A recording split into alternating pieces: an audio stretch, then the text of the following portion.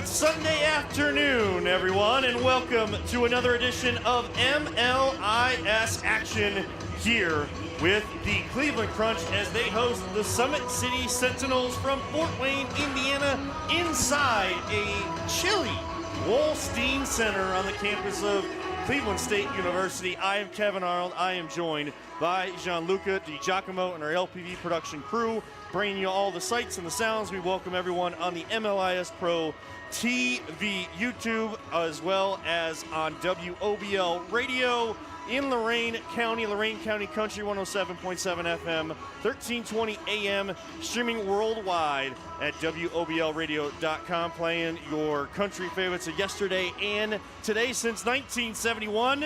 And the audio of all Crunch games on WOBL is brought to you by the great people at Great Lakes Honda West in Elyria.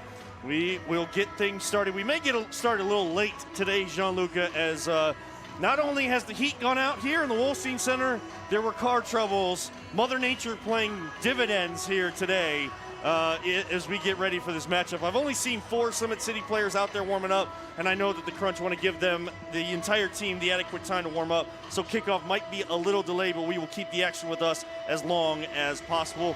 What are you looking for today, Gianluca, as the Crunch coming off that 10-8 epic win last week, wanting to control their own destiny and stay unbeaten at the halfway point of the season? Yeah, I think I'm looking forward to a lot of different things, Kevin. I mean, for one, it's International Heritage Night, celebrating the international heritage of countless Crunch players coming in from all across the world, couple different continents, across a couple oceans, what have you. That's number one on my list. Number two, facing back off against Summit City. A pretty great statement win away from home, a 19-2 match the last time out. And I think today is going to be a massive chance for the Crunch to really get that momentum going as they head into an important away stint against the likes of Toronto, the other undefeated team in this conference, as well as a new expansion team in the Rockford Thunder coming after today. And I'm also excited for all the debuts today. There are, let me see, 5 players that have the potential to make their Cleveland Crunch debuts tonight for the season. The likes of Carter Richardson, Michael Presby, Noah Albana, Jamin McCourt, and Matt DeCapua, all rostered today with a lot of different injuries, a couple guys getting some rest, what have you. Well, the game, we just got word officially from the Cleveland Crunch, will start at 2:15 instead of 2. Of course, we will kind of bring in our friends on Rock Entertainment Sports Network. And, of course, video also going to be shown today on WKYC+. So appreciate everyone jumping in no matter where you are on an international celebration day, the international flavor. We had some of the fans before the game as they were kind of walking in.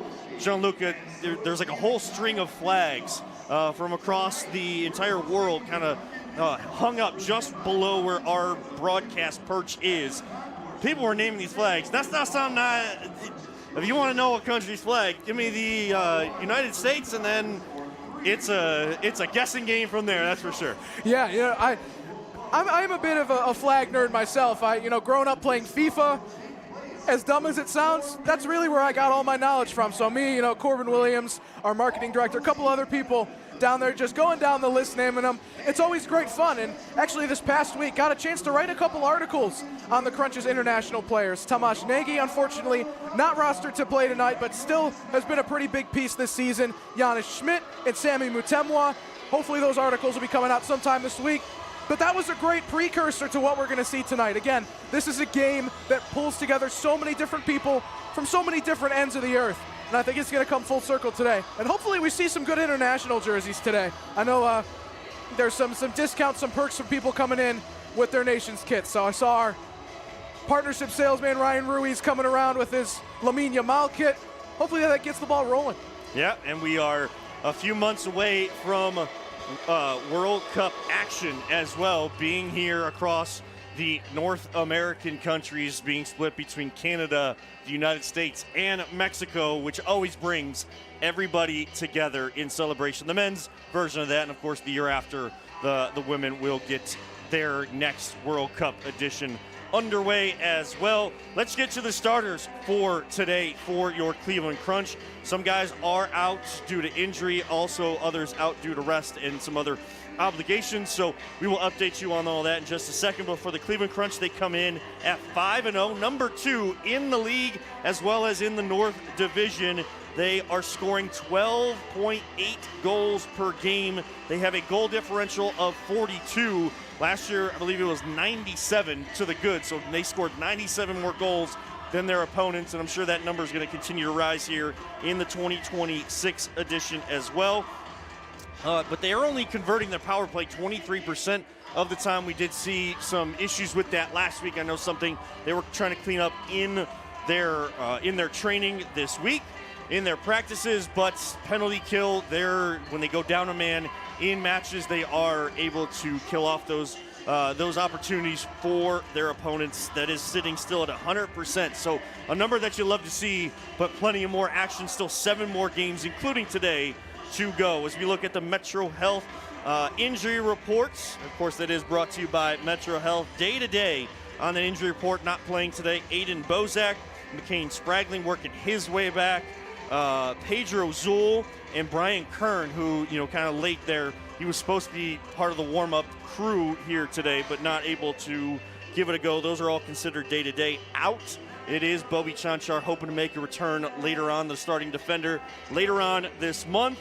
And still, game 3, I believe, of the suspension. Mikey Derazic, the forward up top, serving a 4-game suspension. So he's halfway through today. We'll get him to 3. And that vital game against Toronto across the border next week, will be without him and a couple other players for that. So it's going to be a vital matchup and vital to get some of these guys, Gianluca, that are making their first start and their first appearance for the Crunch, get them some experience today. Yeah, without a doubt. And, I mean, you can argue, Kevin, that I think with all the hunger that you're getting with these 5 debutantes and a handful of players that will be getting more time despite having a couple appearances on the season, Summit City might have their work cut out for them more than they may have anticipated. You see the drop in terms of some of the studs, the usual starters of this team not playing today, but, I mean, you got some hungry guys stepping onto the pitch today, as I, listed off some of those guys. And like we said, Carter Hancock coming back, scoring on his debut, getting assisted from his coach, mind you. Some impressive stuff there. Carter Richardson had a couple stints last season. He's making this season's debut, the man from Baldwin Wallace. Of course, Noel Bana potentially making his debut today, coming in from Lake Erie College, trained with the Cleveland Force in the USL2 for a number of seasons. That good, hard-nosed, tough, bruiserweight, holding midfield kind of type. So we'll see how he gets fit in to the indoor game. Jamin McCourt, very, very good quality striker coming in after a great career with the University of Mount Union. And Matt DeCapua, a guy who's been long entertained in this Cleveland soccer syndicate, playing for the likes of Cleveland SC and now the Cleveland Crunch. Also had a great career at Bay High School a number of years ago. So, I mean, there's a lot of excitement seeing all these guys come in and see what they're made of. Absolutely. So we will look forward to their debuts, and we will talk more about that during the broadcast. And, of course, that injury report brought to you by our great friends over at Metro Health. Metro Health Sports Medicine provides expert care for athletes of all levels, ages 7 and up. As exclusive medical provider of the Cleveland Crunch, they deliver world-class treatment for everything from ankle and knee injuries to shoulder and spine conditions. With immediate access to medical, surgical, and rehabilitation specialists, their team has the experience to keep you moving. Visit metrohealth.org/sportsmedicine or call 216-95-SPORT, 216-957-7678 to learn more. Metro Health Sports Medicine, the Crunch's trusted team, and yours too. So we continue our pregame coverage here. I am Kevin Arnold. He is Gianluca Di Giacomo. Crowd still filtering in. Everybody has got their some of their warm gear on. As we mentioned, the heat has gone out, and it's more so Mother Nature. As definitely the cool temperatures, the extended freeze that we are under right now is absolutely having an effect on everybody, and of course the structure of or at least the HVAC systems for a lot of people. So they are definitely working on that to get that heat back rolling in here, as they not only have Crunch games in here, but of course the men's and women's basketball teams at Cleveland State. They want to make sure that they get that issue fixed sooner rather than later. So everybody, you're wondering why everybody's bundled up inside. that is why. And it's actually warmer in here than when you just step out to the concourse where the doors are, because that cold air is definitely coming in very quickly as Summit City now gets on the pitch for their warm-ups. Again, we will start at 2:15. There will be player introductions around 2:10, and of course, as we said last week, we will keep things up here in the booth when the national anthem plays. We are not able to play the national anthem, but it will be sung tonight, and we will get you that information a little later on as well. So as we see Summit City kind of warming up, I know that they come in at 0-7-1 with one overtime loss, Gianluca, but a team that can definitely score goals. And if we saw anything from, if they learned anything, the Crunch is from a team like Red Cedar from last week, teams get better and better as the season goes on, and you can't really take anybody lightly because this is a game where bounces go your way, confidence starts to build, and anything can happen.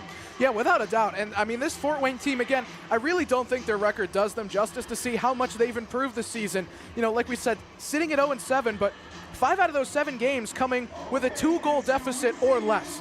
Running down the list, 8-6 loss to Chicago, 6-4 loss to Rockford, 16-15 loss to Lansing, the highest scoring game in MLIS history, mind you. And then, unfortunately, the Crunch, at least for Fort Wayne, an 18-2 loss on their home turf. And then coming back, 6-5 loss against Rockford, 9-8 loss against Bridge City, and a 12-6 loss to Lansing. So overall, Kevin, this is a team that we're looking at. Every single game has been very close. They have been inches away. They've been able to taste victory on multiple occasions, but they just haven't been able to cross that threshold.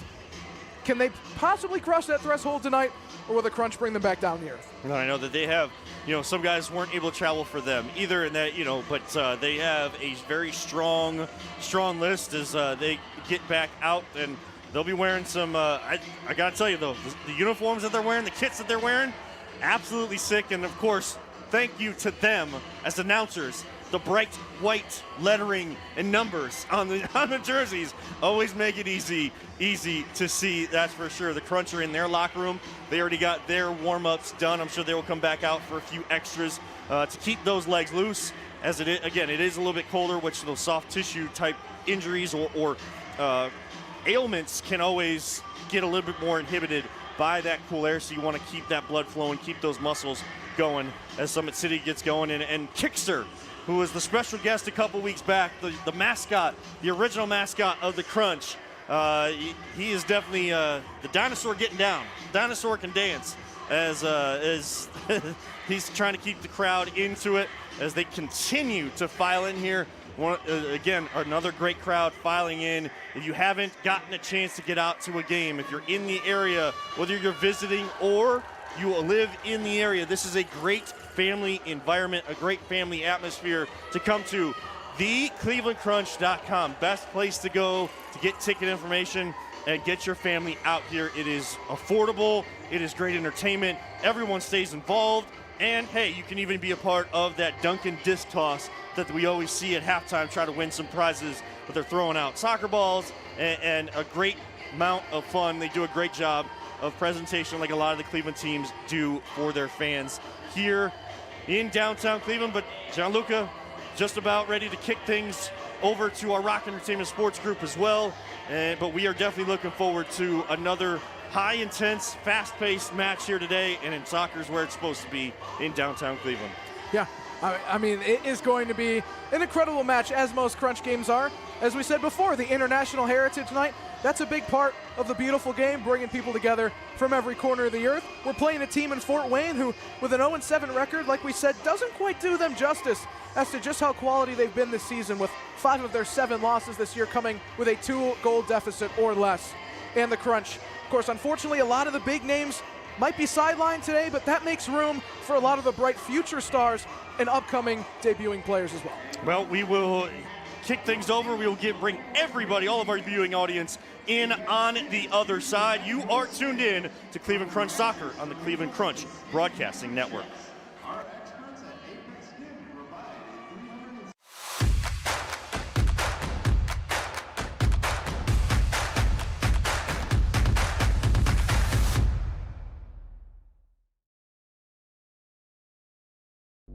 losses, I don't do lipo. A few screws loose in the head, I'm a psycho. Promise you the bar, just as real as the bike though. Misunderstood, you can call me a typo. I shine hotter than the stars in the night though. Hate the who's It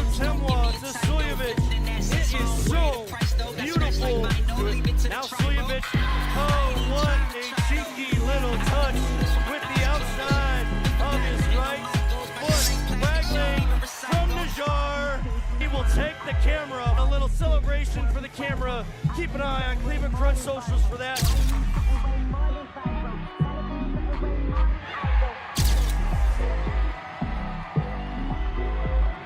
Be careful not to get too close, I might just go.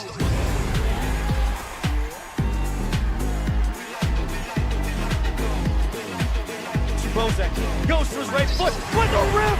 Oh my word! As he gives the arrow. Boom, I'm like a bomb in a room. Blow up the spot, everybody gotta move. Life or death, everybody gotta choose. Life or death, not everybody. Minnick to Derzic. Derzic off the deflection. Mikey Derzic steps up in a big moment for his team. Jordan Williams! James Jordan! Captain Crunch has won the game! Oh my goodness!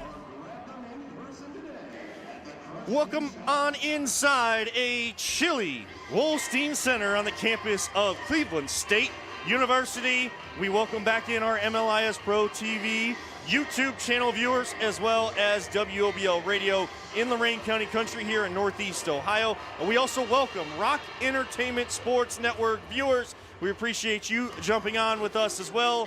And of course, WKYC Plus viewers. Can't leave out anybody. We love all the different avenues to spread the word about such a beautiful game. And today it is MLIS action as the undefeated Cleveland Crunch host Summit City, the Sentinels from Fort Wayne, Indiana, in MLIS action. Kickoff was originally set for 2 p.m. We will start at 2:15. That is the scheduled kickoff time here this afternoon, as not only is Mother Nature playing issues with buildings, but also vehicles. There was a vehicle issue for Summit City, and the Crunch wisely giving Summit City the proper amount of time to warm up, especially under the cooler conditions inside. I am Kevin Arnold. I am joined by Gianluca G. Giacomo. As the Crunch are still in their locker room, Gianluca, Summit City getting their warm-ups going. And again, we kind of talked about it earlier, but looking forward to a game where I'm sure the Crunch want to send a message more so to themselves than anybody else, that last week, as they kind of allowed a team that they had beaten early on in the year to stick in it, that they are here for business, and they are back to winning every single quarter, every single minute they possibly can. Yeah, without a doubt. There is definitely no doubt in my mind that Red Cedar, they came to play, man. I mean, as much as it is the Crunch not necessarily getting the commanding the result that they may have hoped for, it was just as much as Red Cedar really coming to play, blowing this team out of the water to a degree, definitely exceeding expectations a lot. And Summit City, the Sentinels, they have more than enough capacity to do the same today, and that's why the Crunch need to be a little bit more prepared today. Like we said, a lot of household names: Mikey Derzic, Poby Chanchar, McCain Spragling, Aiden Bozak, Mario Musa, all checked out today. A lot of new hopefuls coming in, and hopefully we'll get to see their colors shine through. But in the meantime, like you said, win all 4 quarters, win every 50-50 ball, come out and kind of reestablish that branding that we've been hoping for and that we've seen from the Crunch so much throughout the last 6 years.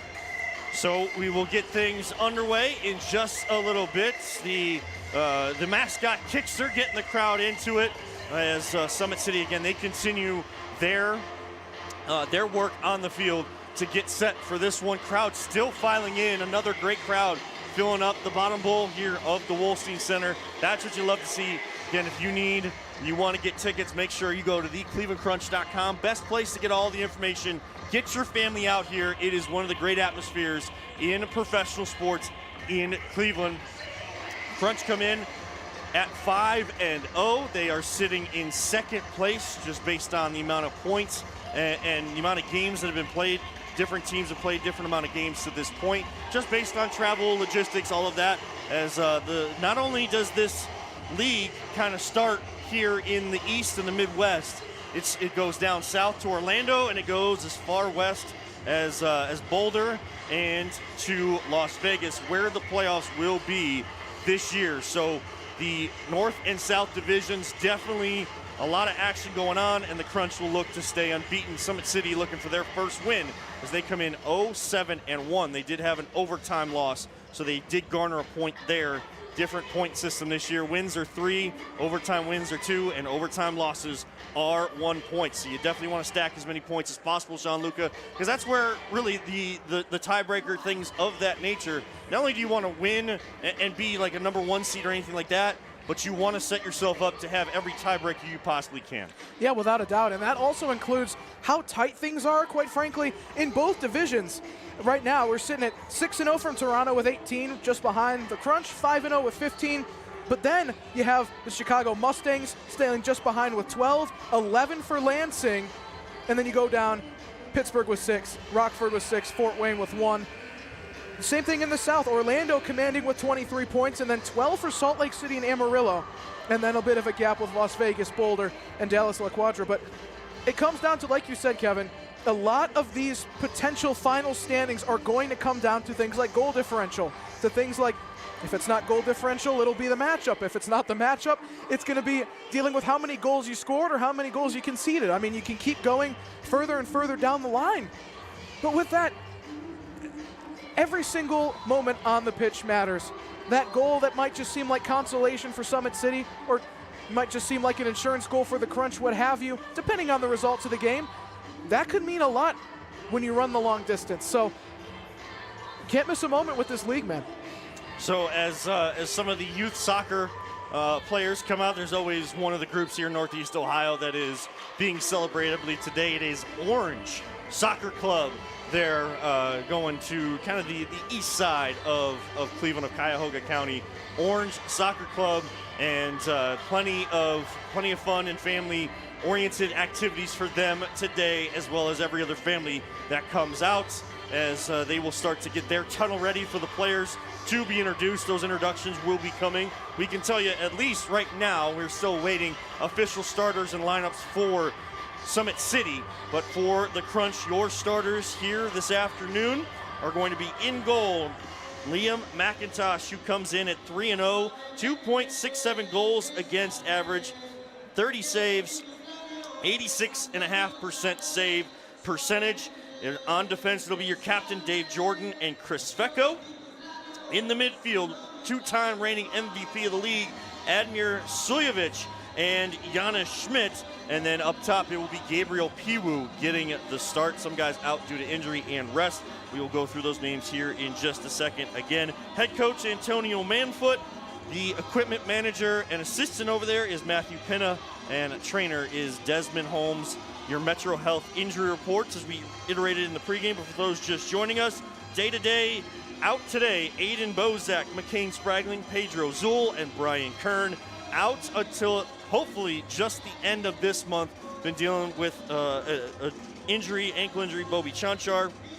And then still suspended, game 3 of a 4-game suspension, Mikey Derazic, the forward, part of that dynamic duo with Admir up top for the Crunch, scoring a lot of goals. The new age dynamic duo, he is still out. He'll be out this week, and the game at Toronto next weekend.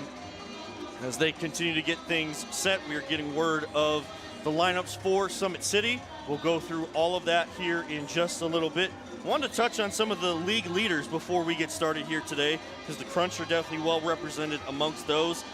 Admir is second in points, total points in the league, behind Rafael Tobias of Orlando. He is second with 25 points. Tobias has 36 points. That's your total. You get a point for a goal and a point for an assist, and that is your total points there.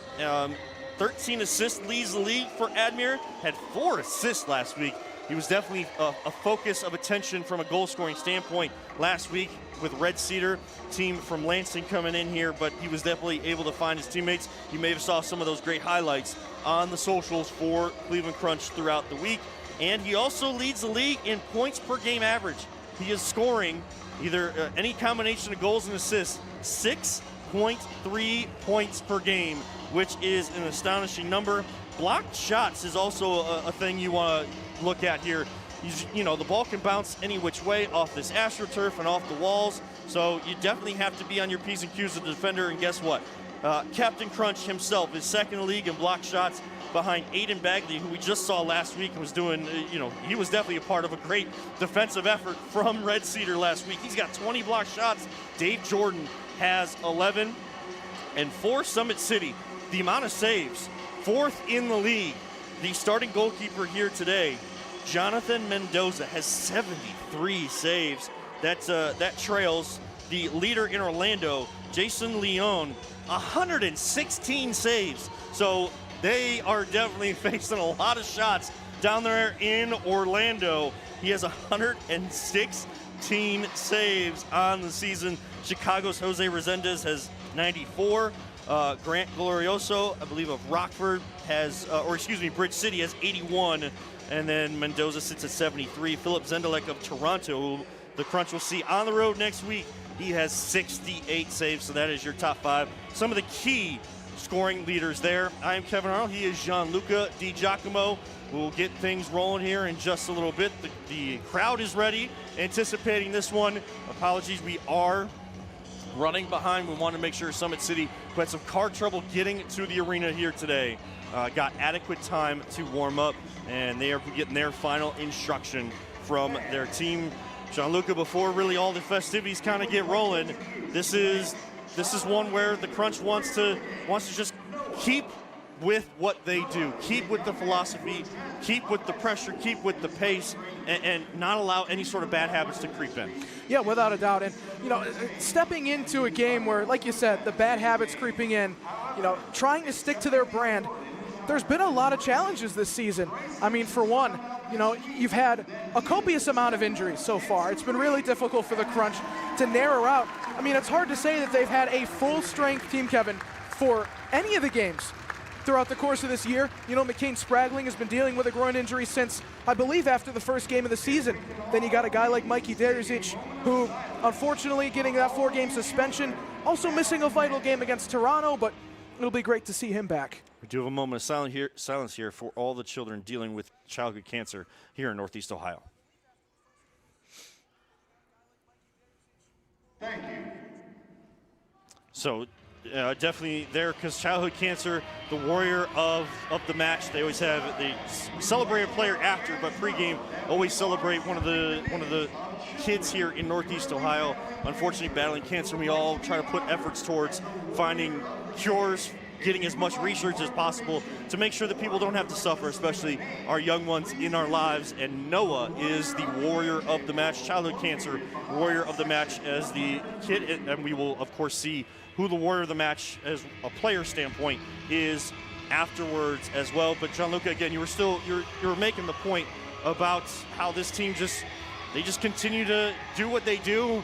And not only is it just scoring, but I think from last week, if you take anything offensively that you wanted to get back to, you saw it a little bit, and that's how they got control in the fourth quarter.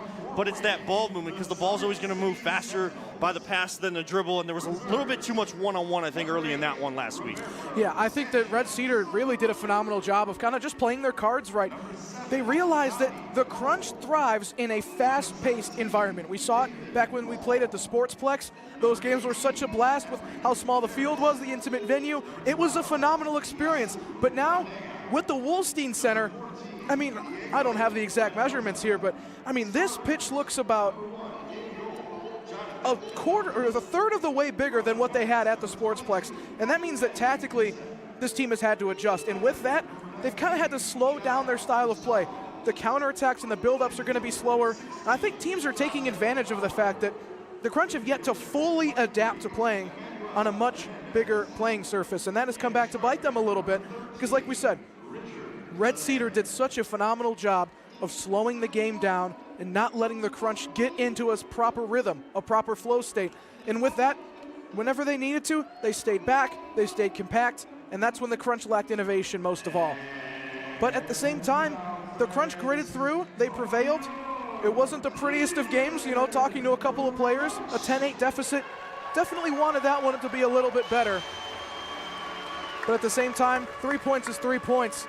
as we get ready here for our introductions with Orange Soccer Club. And we are just getting word of the starters for Summit City. We'll get those before we hit a break due to licensing legalities. We will not be able to, of course, play the national anthem. We will hit a break during that time. We'll kind of allow you to see the introductions of the players, and we'll kind of talk up here because I know it is hard to hear PA announcer Nick Lanise over top of the PA system here in the Wolstein Center.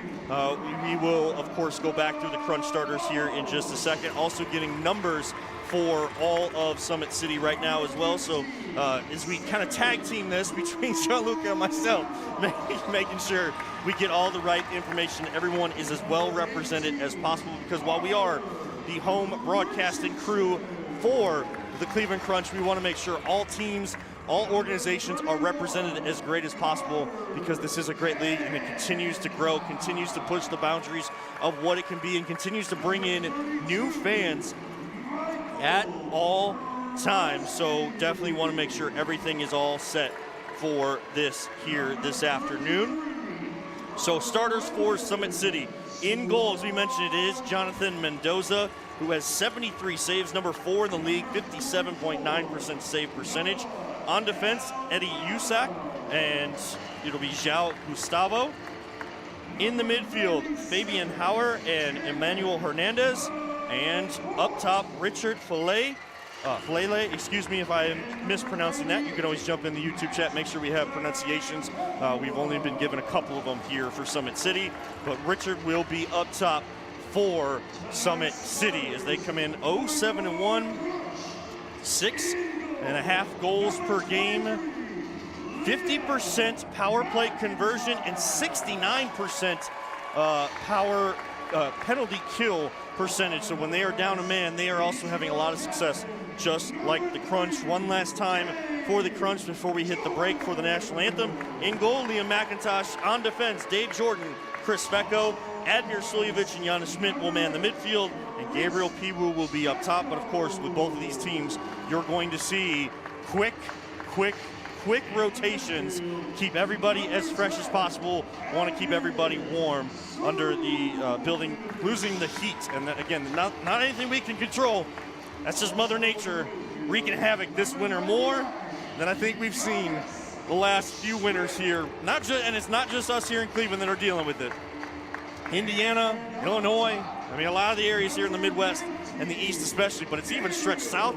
North Carolina even had a bomb cyclone, a big snowstorm this past weekend. So Mother Nature absolutely doing work on everything, and everybody trying to do what they can to control everything. So as the head coach, Antonio Manfoot, and his daughter get introduced, Matthew Pinner, the equipment manager and assistant here with the Crunch, they get introduced.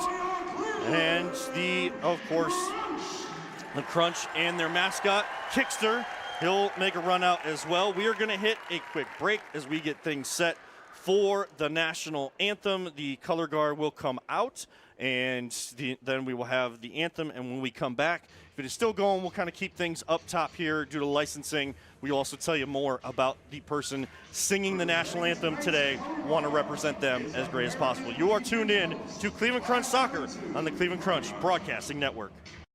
Built on service, driven by integrity, trusted through compassion. They serve, we honor. They commit, we care. They sacrifice, we heal. At Apex Skin, a veteran-owned practice, we proudly give back to those that gave so much by offering free scar revisions through our Purple Heart Project. Trusted care for every journey. Visit apexskin.com/care to schedule your appointment today. Real ingredients, real tradition.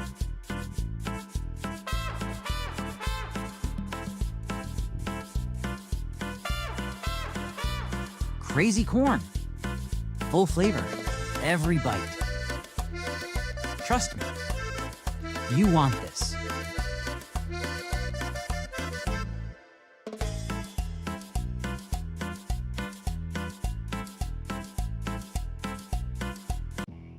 At Cardinal Credit Union, we're more than just a place to bank. We're on your team. We're local and proud to put Cleveland families first. And now, anyone can join. Cardinals for Cleveland and for parents. With their first debit card, kids learn smart money habits and parents stay in control with real-time supervision. Chores like walking the dog turn into real rewards. Parents lead, kids earn, and everyone scores. Join online or visit our branches and discover the Cardinal difference. Cardinal Credit Union. People helping people.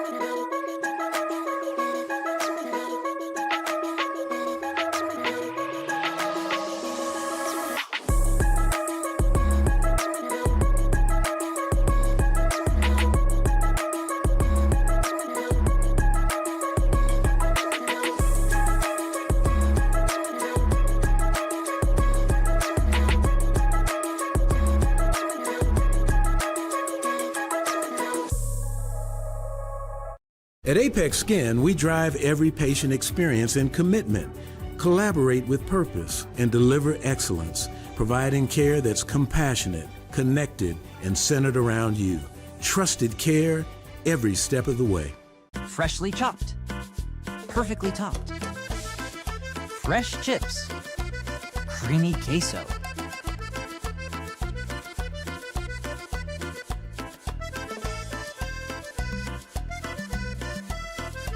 Feeling thirsty? Try one of our signature drinks.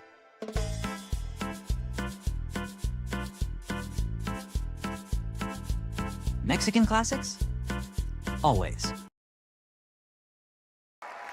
Welcome back inside the Wolstein Center here on the campus of Cleveland State University. Just about set for kickoff as we get through the pregame festivities. I'm Kevin Earl. He is Gianluca Di Giacomo. We are here on the MLIS Pro TV YouTube channel, Rock Entertainment Sports Network, WKYC Plus, and audio on WOBL Radio in Lorain County Country, playing the favorites of yesterday and today since 1971, worldwide at WOBLradio.com. Of course, also on 107.7 FM, 1320 AM on that terrestrial radio dial, and the audio of Crunch games, being the official radio home of the Crunch to play those games. There at WOBL Radio, that is all brought to you by the great people at Great Lakes Honda West, in Elyria. We get set for the Crunch to take on Summit City Sentinels from Fort Wayne, Indiana. They will get their final instructions. Crunch get their final tune-up for this one. And we weren't able to play it. Of course, the national anthem there, that was sung by Ernie Nunez. Always want to make sure we represent people as best as possible. We want to thank Ernie for doing the national anthem today. He is actually a self-taught jazz and swing vocalist, and you could definitely tell. And of course, especially here on International Festivities Day with the Cleveland Crunch, he is from the Dominican Republic, so plenty of different nations celebrated here today. And he definitely did a great job. And now the captains will meet, and there is a legend in Cleveland sports history with the Cleveland Browns, the Golick family. If you know anything about Cleveland sports, Bob Golick is here as the special coin toss gentleman here today. Bob Golick, who actually, the Golick family, my parents were swim coaches, and my dad and my mom actually coached the Golicks in swimming when they were little kids. So a little unique connection between the Golicks and the Arnolds of the past, but that's not really important. What he did and still does as a Browns legend, and the love he has for this area, what he continues to do and the Golicks still mean to this area is absolutely tremendous. As he gets a word from Dave Jordan, does Bob Golick, and back and forth there. So captain showing respect to someone he always grew up knowing about. So that is so cool to see, and you can kind of see that on the field with that angle as well. I want to thank our Ohio Media School crew that is doing all the fan festivities as well. I want to thank them for all their great stuff, and we will get things started here in just a moment. Gianluca, after all those festivities, it's time to get down to brass tacks, get the soccer match underway. Yeah, and I can't wait. This will be a really good one. Again, we talked about it a little bit in the pregame. The Summit City team has been very hungry for a proper win. They've come so close with 5 of their 7 matches this season, sitting at 0-7, all those coming within a 2-goal deficit or less, excluding their 12-6 loss to Lansing and the Crunch's statement 19-2 win earlier on in the season. But with that, again, they're coming in hungry. They faced a couple obstacles with some car problems, and of course this brutal cold inside and outside the Wolstein Center, not doing anyone any favors. But like we said, the Crunch are also hungry to get just back into business, back into the rhythm of things. Not exactly the result that they wanted, despite it being a win against Red Cedar. They were looking for something a little bit more commanding. So tonight, if there's any time to do it, it's going to be today. And these teams have met now 3 times in their history, all starting last year. Crunch won 16-1 on January 4th, so just a little over a year ago, and then 23-11 on March 1st, so those are 2025. This season, 18-2, the Crunch won in Game 2 back in December.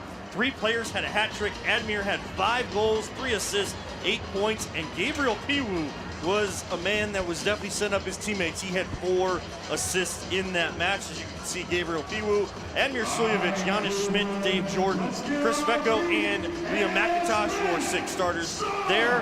Jonathan Mendoza, Eddie Uzek, João Gustavo, Fabian Hauer, Emmanuel Hernandez, and Richard Faleye in the starting lineup for Summit City. And we are underway as Eddie Uzek gets us underway, and he will be wearing the captain's armband for Summit City. That one will go out of play off the foot of Mendoza, and the Crunch will get possession. Their first possession of the match, 14:48 to go here in the first quarter. Appreciate everyone jumping on MLIS Pro TV YouTube channel, Rock Entertainment Sports Network, WKYC+, and the radio call on WOBL Radio in Lorain County.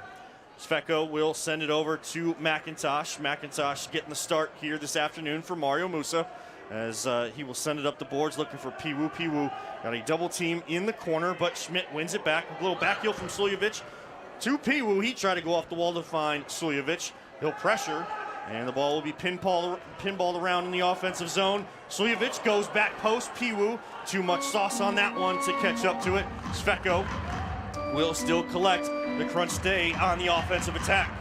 This will go back towards midfield to the captain, Dave Jordan. Jordan with a left-footed rip. That goes wide. An adventurous effort outside that yellow line. As the Crunch will hem in Summit City, not allowing them any sort of offensive rhythm very early in this one, just over a minute in. 13:54 now here in the opening quarter. So here comes Brendan Swan, Sammy Mutemwa, Omar Najjar out there. Carter Hancock also off the bench, and the debut for Jamin McCourt as well. Up top now for the Crunch. Swan over to Hancock. Back to Mutemwa, and they'll go back to Swan, who set the point. Near side to Najjar.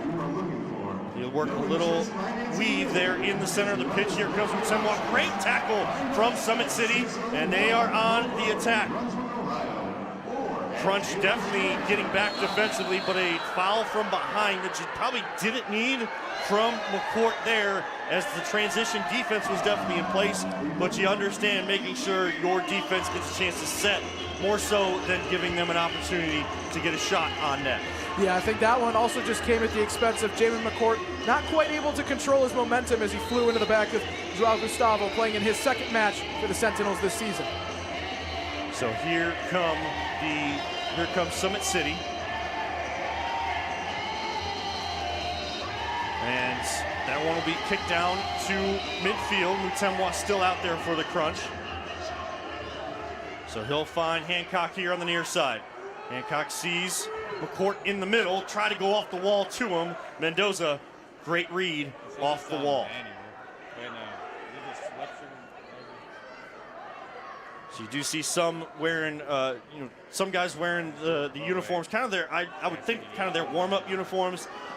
Some issues with some of the jerseys, so they did have to kind of manufacture a couple of them, but we will get to those here and those numbers and those names here as we go. A shot that goes wide. McIntosh didn't see it well. Goes full stretch from Summit City.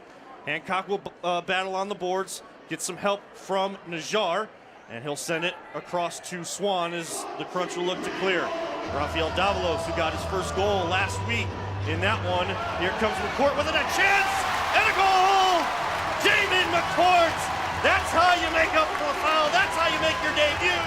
Jamin McCourt gets the scoring started. Assist to Rafael Davalos. Great transition, the counterattack. I'm like a broken record at this point, Kevin, but this Crunch team thrives the most in transition, in counterattacks, in faster-paced play. And once again, another debutant scoring in mere minutes of playing in their first match. Big shout out to Jamin McCourt for finishing that one. So we get back underway. Jamin McCourt, way to make a name for yourself, and another debutant is now on the field. Matthew DeCapois. Here comes Sujevic on the interception. He finds DeCapois here on the near side. Go back to Sujevic. Sujevic was looking to chip Mendoza at one point, who was out of net, but thought wisely of it. And now it will be Summit City on the attack. Michael Presby in, as well as Noah Elbana making his debut here today as well. So here comes Summit City. Carter Richardson on the pitch. Some of these young guys getting a chance to make a name for themselves, continue that great tradition of the Crunch. 11:16 to go, first quarter. 1-0 Crunch as they look to defend and leak out. Here comes Sujevic. He will find Carter Richardson. Richardson, good defense there from Usak, but it finds the Capo on the far side. And then two bodies colliding along the wall, nothing there. Still nothing called, and then a late foul call, which probably should have been called sooner, but still was a foul there on the Capua on Usak there, down deep in the corner. Laying down the law, setting down the precedent. You do not want to meet Matt DeCapua in the A-gap. So you'll see some guys wearing some different numbers than usual here for Summit City. If you are fans of them, we'll make sure we have all of that information for you as we try to go through. But here comes Summit City, and it is Diego Reynoso on the pitch. He'll go back and find Gustavo. He'll get sent all the way back to Mendoza, the goalkeeper, who will venture near midfield, looking for a runner. Gabriel Piwu will read that one as Usak was deep in that corner as well. Summit City doing a good job of winning possession back. 10:21 now, opening quarter. 1-0 Crunch. The crowd files in still a little bit. Got started a little bit late here today. A 2:15 kickoff instead of 2 p.m. But Crunch already out to a 1-goal lead. Schmidt with the defense. Mendoza will send it. And here comes Jordan. Jordan to Sujevic. They got 2-on-1 if they hurry. Sujevic will take a shot off the wall. That one goes to Schmidt. Couldn't get a shot. Great job by Mendoza to take him off his track. And here comes Summit City on the clearance. Usak plays it to himself off the wall. Sveko stays in front. Now Sujevic goes again. He's got Sveko to his right making a late run. Najjar deep on the left side. Across to Sveko! Sujevic! Najjar! Sveko! That's the ball movement we talked in pregame. And the Crunch double their lead at 2-0. Another quick transition. And there's just so much beauty to unravel in that play, Kevin. First of all, Giannis Schmidt kind of playing the dummy, realizing that Omar Najjar had a much more optimal spot on the left-hand side of the pitch. Not even hesitating when the one-touch ball across, and Sveko's there to bury it. I mean, you don't get more textbook on a counterattack in a tight space than that. As you saw, if you're watching the video on the replay, just one touch passing. Sujevic had Sveko if he wanted him early. Saw the late run from Najjar. That got the defense looking to the left, looking to their right, and then Sveko came to the back door and slotted it home. Najjar found him, and that is where we sit 2-0 now. 9:11 left here in the first. Summit City on possession. Richard Fillet, wearing the number 13 kit for Summit City. He'll send it back to David Vang. Now Summit City will play a little 1-2 in the back.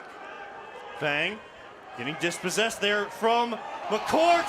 Chip, goal, Damon McCourt. Take a bow, young man.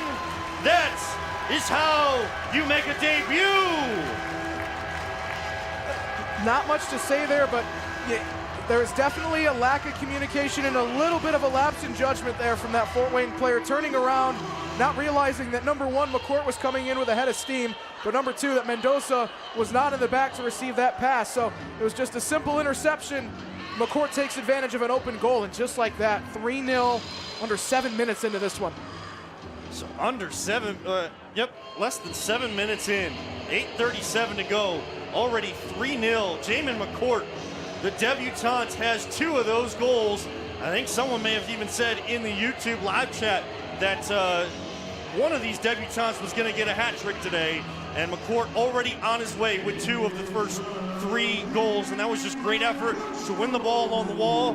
Mendoza was so far out, all he had to do was just put a little touch on that ball, and it chipped right into the back of the net as the ball goes out of play now. Summit City looking for some answers offensively. So this one goes out of play, and it'll be set at the top of the box. So a dangerous set piece for Summit City to try to climb back into this one, already down 3-0. It'll be João Gustavo will be over it. And now he won't take it. It will actually be Emery Barris, if I am saying that correctly. Emery Barris will take the shot that goes into the crowd.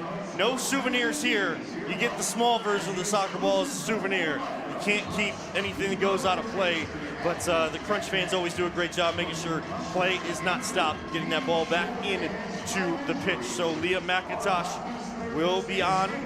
He will get the ball, find Carter Richardson deep on the far side. Richardson has to track all the way back. He'll restart back to McIntosh. McIntosh trying to find the run of Davalos. A mistouch there. Davalos will get called for the foul.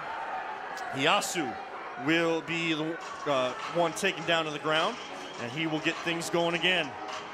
Yasu will turn. He'll go across to Gustavo. All the way up to Maziko. Yasu will collect at midfield. Summit City will have to reset. Good defensive shift there from the Crunch. Yasu will leave way. That one gets dispossessed. Carter Richardson wins it. Sujovic, one-on-one.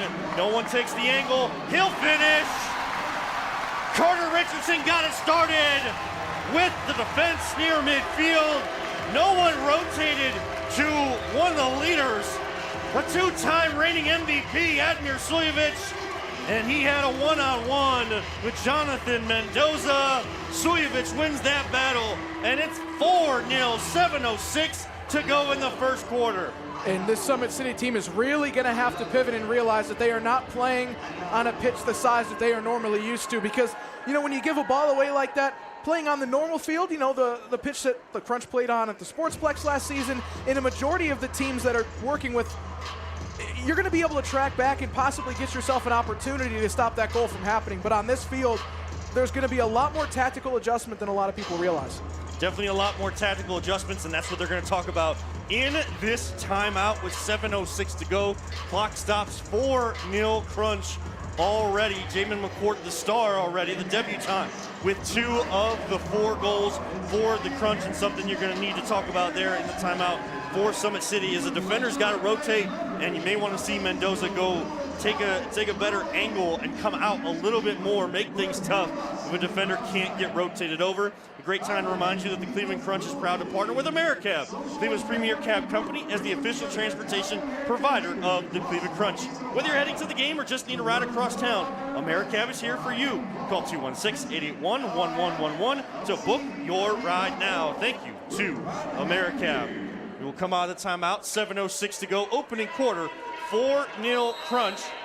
And we'll get things back underway. Summit City will send it back to Mendoza. Now they'll lead things up to Roberto Sanchez. Now it's going to be one-on-one for Summit City down deep. Giannis Schmidt with the deflection. Piwu gets a touch.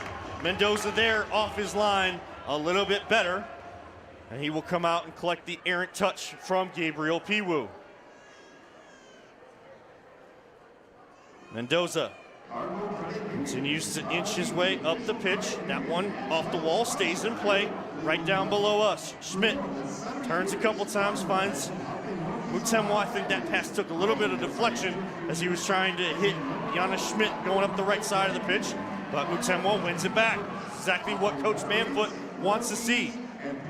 Now he'll find Schmidt, middle of the pitch, over to Piwu. Piwu will try to switch to Mutemwa. He reads that one off the wall well. Crunch stay on the attack. Chris Vecco now at midfield. He'll reset. Mutemwa take a couple dribbles. Albana will get it. Jamin McCourt-Ori with 2 goals on his debut. A couple of the other guys, Albana, DeCapo, I'm sure they'll look to try to make an impact as well. But really, if you are doing the dirty work, the little things for Coach Manfoot, you are going to continue to earn yourself playing time with this team. Jamin McCourt, the aforementioned. Couple touches past a couple defenders. Left-footed rip that Mendoza just gets a hand to hit it off the crossbar, or it was hat trick city. Now here comes Albana. Wins the loose change in the middle of the pitch defensively. Carter Hancock with room to run. Over midfield. Looking for someone to pass to. He'll find Davalos. Davalos to Jordan in the near corner. As the Crunch go left to right here to start things off in their white uniforms today. With the black lettering, red numbers, red trim, white shorts, and the red trim up the side. Davalos in that white uniform turns off the wall. That one goes just wide. Good read off there. Try to left foot that one to the far post. Goes just wide. So Mendoza, the goalkeeper for Summit City. 4 goals scored by the Crunch on him and his defense here this afternoon. 4:22. Clock moves a little bit faster here in the second half of the first quarter. Summit City trying to find some rhythm. Emmanuel Hernandez gets defended by Davalos, but it does get sent back to Mendoza. They'll keep possession. Trying to find any sort of rhythm is Summit City as the Crunch jumped out early. Mendoza down the near wall. Jordan defending. Summit City stays on the attack. That is Fileye. Couple touches inside, got a wide open shot, but that one goes off the top of his foot, goes wide, but a couple of great moves by Richard to get that one in possession for Summit City, one of their first real opportunities of the afternoon. Carter Hancock now defending. Thomas Cole wearing the number 7 kit. Barris in. He'll get it back in the middle of the pitch. Actually, that is Iyasu wearing number 18, excuse me. Emery Barris is the one without the number as they try to manufacture the number on the back of the uniform, but it did not hold. So some number adjustments there as we kind of go through this match. And, you know, you go through all those car troubles, just feels like those things just start to compile on each other. But look, we know exactly who these guys are, and no matter what, Crunch have to be aware of whoever it is wearing a Summit City kit here this afternoon. 2:55 now to go, first quarter. I am Kevin Earl. He is Gianluca Di Giacomo. Brendan Swan with the interception. Sujovic tried to cross to Piwu. Great deflection by the Summit City. I believe that was Sanchez down in the corner. Now to Capua. To Sujovic. Corner. Couple touches to the side. No one there on the back post. Piwu is there. And Mendoza got his angle on that near post to collect and get that one out of his way. Fabian Auer collects it, and it'll go all the way back to Mendoza. Some substitutions come in. Swan and Iyasu battle. Iyasu trying to win the race to the far corner, and it will be a foul on Iyasu as him and Brendan Swan had a battle just going back and forth to try to win possession. Iyasu, though, feels the brunt of it as he stays down. Mutemwa, the good sportsman, will help him up to his feet. He'll get a rest and get himself hopefully back right to be able to come back onto the pitch. 2:09 to go, first quarter. Crunch 4, Sentinels from Summit City and Fort Wayne, nothing. Here comes the Capua, has open space. He'll take it with his right foot and finish! Matthew de Capua, another debutant, gets his goal. Again, no one rotated for Summit City. De Capua just had to pick out his corner, and there was nothing between him and the back of that net as Mendoza was out of position, trying to rotate and cover for the lack of rotation defensively.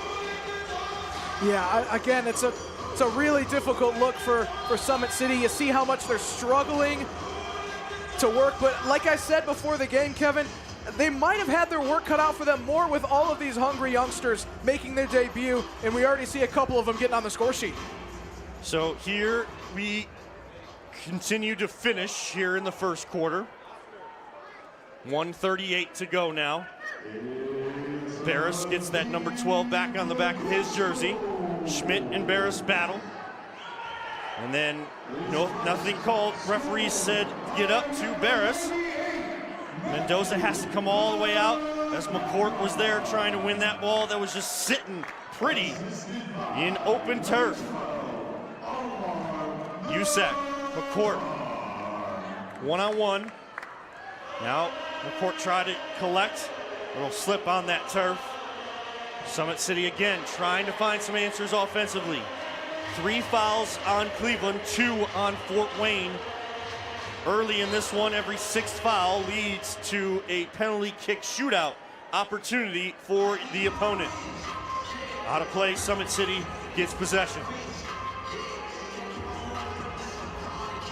Gianluca, what does Summit City need to do to try to find some answers offensively, keep themselves in this one as the Crunch looking to just hit back and forth very early, and you knew this response was coming. Yeah, I mean, I think they really just need to focus a lot more on the defensive side of things because it's looking ugly back there. The rotations aren't there. They're struggling big time with accounting for guys because up front, as there's a big shot for McIntosh, and I was about to say their attack looks really fluid, really nice. It's just defensively they're struggling, and just like that, they've tallied on their first goal of the night.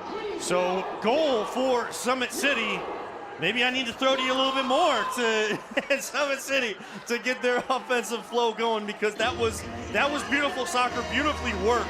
And it looks like Hernandez was able to finish it home past McIntosh. He's not necessarily happy with himself, but you have to tip your cap to the way the offense flowed for Summit City on that possession. So 30 seconds left here in the first. Crunch now 5-1 as Summit City gets back on the board, cuts the deficit to 4 goals. Under 20 seconds now. Crunch looking to finish this one off the right way. Mutemwa, a little fancy back heel, a little too much. Usac in there for the interception.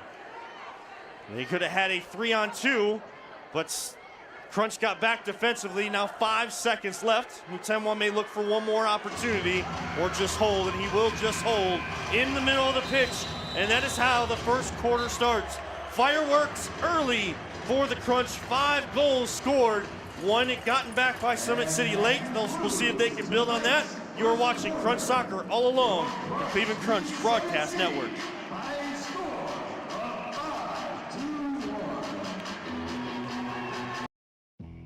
At Cardinal Credit Union, we're more than just a place to bank. We're on your team. We're local and proud to put Cleveland families first. And now, anyone can join. Cardinals for Cleveland and for parents. With their first debit card, kids learn smart money habits and parents stay in control with real-time supervision. Chores like walking the dog turn into real rewards.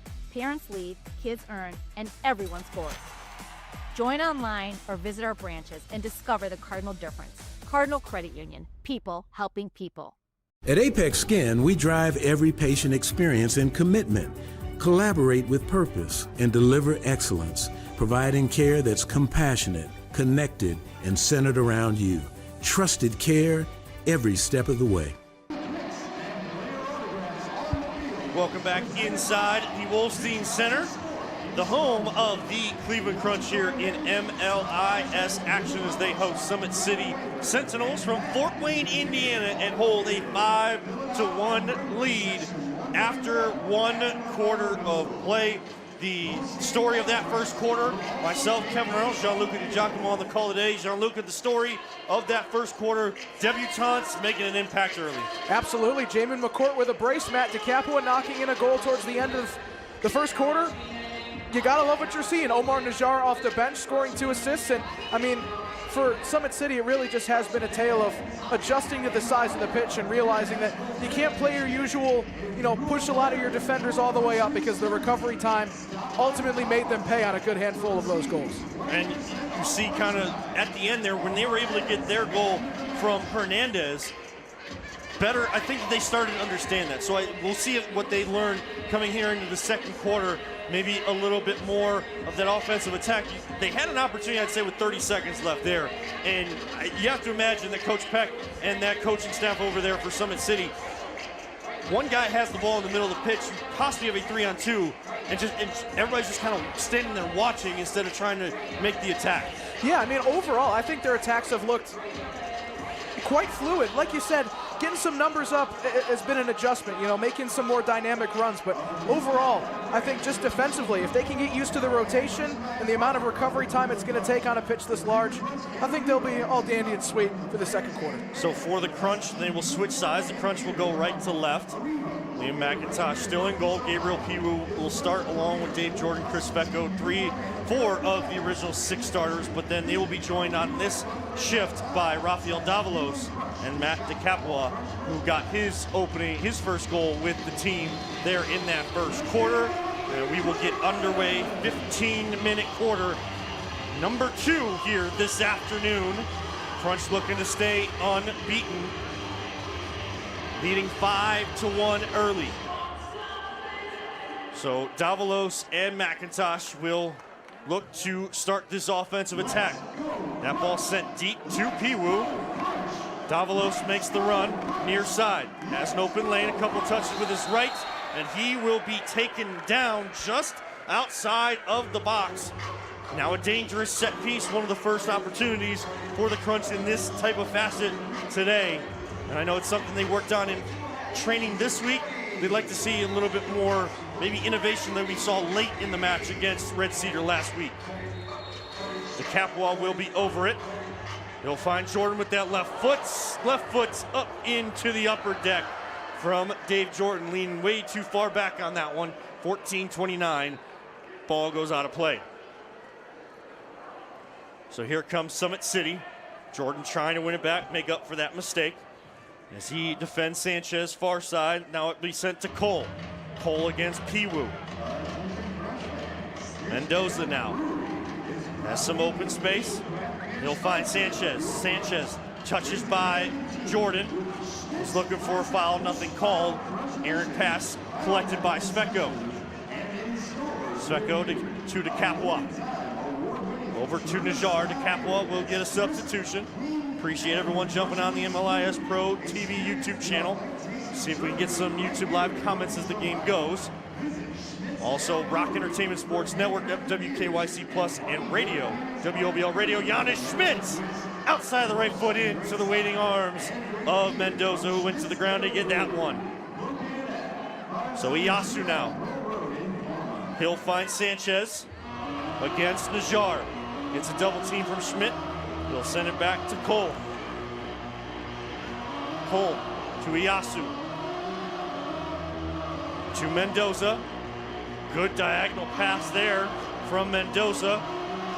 Errant first touch allows the Crunch to collect. 13:09. No goals yet here in the second quarter. 5 of them scored by the Crunch in the first. They lead 5-1 over Summit City. Najjar Finds an open McCourt, who's on a hat trick. He goes for a shot. That one tipped away. But back post from McCourt to Schmidt. Easy finish. Mendoza had his attention on McCourt again, and Schmidt was just waiting on the spot on the back post. Puts it home for the 6th goal of the afternoon. And that one was just a matter of overloading this Summit City defense. Not a whole lot you can do. The keeper did a good job to combat a couple of those shots, a couple of those threats coming his way. But McCourt saw on the opposite side of the box a wide open German in Jonas Schmidt, a pillowy soft touch into the back of the net. Again, I mean, these guys, it's really been about exploiting the space and finding those open gaps in behind the defense. That's been a matter of a lot of these goals so far. And now here comes Carter Hancock. Good defense from behind, not catching any of the leg there. And thought maybe Hancock got a foul there, but they allowed play to go on. Referees have kind of allowed play here. This is a physical game, especially here in the indoor with those walls. Albana kind of got a hand to it. Arm was tucked into his body for the officials to allow play to continue. We switched back to Swan. I was going to say there was great defense from Fileye, but Crunch again, that high press, always right there to win the ball back, but here comes Fileye. He'll take a left-footed shot. McIntosh goes down, scoops it. We go the other way under 12 minutes to go here in the first half. Now 6-1 Crunch. Carter Richardson, what a first touch. Over to Hancock to the near side. The two Carters try to play a 1-2 game. Now Swan finds it, middle of the pitch. Summit City will regain possession. From Summit City, want to see a little bit more of what generated that goal there in that first quarter. That ball movement, and now a 3-line violation. That ball just skimmed across the turf, never touching, from behind one yellow line all the way across the 3rd yellow line here. You see the one white crossing the halfway point, but then there's 2 yellow lines split in the field, each half in half as well. Kicked the ball over all 3 of those. Now you set up the Crunch for a set piece to Capua. Mutemwa, left foot off the wall. Kick save a bit from Mendoza. And it will be the Crunch possession along the near boards, or excuse me, far boards from where we sit high atop the Wolstein Center. Dave Jordan, left footer, sends it to Mutemwa. Michael Presby now back on the pitch for the Crunch. Jordan, left foot, sends Mendoza into a diving save. Piwu trying to win it back. Usak gets dispossessed. Here comes the Capua off the wall, just touched away. Summit City looking to break. They got a man trying to beat Jordan down the pitch. Jordan comes for the slide. No whistle there. Didn't really see much ball from the captain, Dave Jordan, but to no avail. And here come the Crunch yet again. Gabriel Piwu in a great position to Capua. He'll find Najar, left foot. That just starts sailing high above the boards and out of play. What a unselfish play from DeCapua, seeing that run from Najar. Najar just couldn't get over top of that one. Yeah, if he had played that ball just half, if that entire transition was just a half a second ahead, Najar would have had a perfect strike on that ball. But you love the transition, you love the quick styles of play, and a lot of these debutants, but Kevin, they look like they've been playing with each other for quite a long time now. Absolutely, everybody just seems like no matter who you plug and play, Omar Najar was kind of the first example of it. Schmidt goes into a save from Mendoza. That ball was just kind of underneath his left foot. Couldn't get all of it. Piwu tries to go for a pass off the wall. We'll finish that point in a minute as action goes end to end. Summit City with Barris try to leak out. And they'll go back to Mendoza. Kind of said it just 3 years ago. Omar Najar was that debutant that was making an impact for the Crunch, and it just feels like each and every single season, a bevy of young talent, or at least talent that Cleveland Crunch fans haven't gotten to know, but plenty of professional action here in Northeast Ohio. They make their presence known and make it early, and it just seems like a seamless transition into this organization. Piwu, far corner to Schmidt, deep in the Summit City half. Piwu off the wall. Mendoza gets enough of a kick save. Davalos couldn't get the heat on that pass, but Barris Errant pass backwards. Piwu there to collect. Now Najar to Piwu. Just out of the outstretched touch of Schmidt. Schmidt tries to win it back. Holds up play for a minute. But here comes Summit City. 1-on-2. A shot that just goes off the near post. Boy, that was past McIntosh, but the woodwork unkind to, believe that was Fileye on the pitch, and now he wins it back from McIntosh. What effort! Fileye winning the touch from McIntosh. McIntosh kind of playing with it back there, couldn't pick it up. And Fileye gets another goal for Summit City. That's all effort, that's all workman-like goal for Summit City. Yeah, that's a really gritty goal from Fileye. Every chance that he's gotten to push forward, he's looked menacing in some regard. And on that one, you know, McIntosh knows he's messed up a little bit, so just got to brush it off, keep his head on his shoulders, and move forward. So McIntosh gets some support from his fellow goalkeeper. The backup here today will be Scott Santa, if it does provide him the opportunity to get in. So him supporting his fellow goalkeeper, Antonio Manfoot, will take a timeout. And that is time for us to tell you about another one of the great partners for the Cleveland Crunch. And you see the replay there from Fileye, the effort to win that one back. And again, all credit, tip your cap to Fileye there. But you tip your cap to Engineering Excellence as well. You need HVAC-R support that scales with your business, especially in these trying times of the winter months and a deep freeze here in Northeast Ohio. That will scale to your business with Engineering Excellence. Engineering Excellence delivers nationwide service with certified technicians, 24/7 support. That is so vital because they know that issues can happen at any point during the day. And they also have seamless integration in platforms with Service Channel and SAP Ariba. From preventative maintenance to emergency repairs, we serve over 16,000 sites across all 50 states of the United States. Call 216-600-4192, 216-600-4192, or visit engineeringexcellence.com. Kevin Arnold alongside Gianluca DiGiacomo here on the MLIS Pro TV YouTube channel, Rock Entertainment Sports Network, WKYC Plus, and audio on WOBL Radio, 107.7 FM, 1320 AM, worldwide at WOBLradio.com. Audio brought to you by Great Lakes Honda West in Elyria. The Crunch lead coming out of the timeout with 8:47 left in the first half, 6-2 off that effort goal. Gianluca, what kind of momentum can that bring to a team with that sort of effort from one of your stars on your team?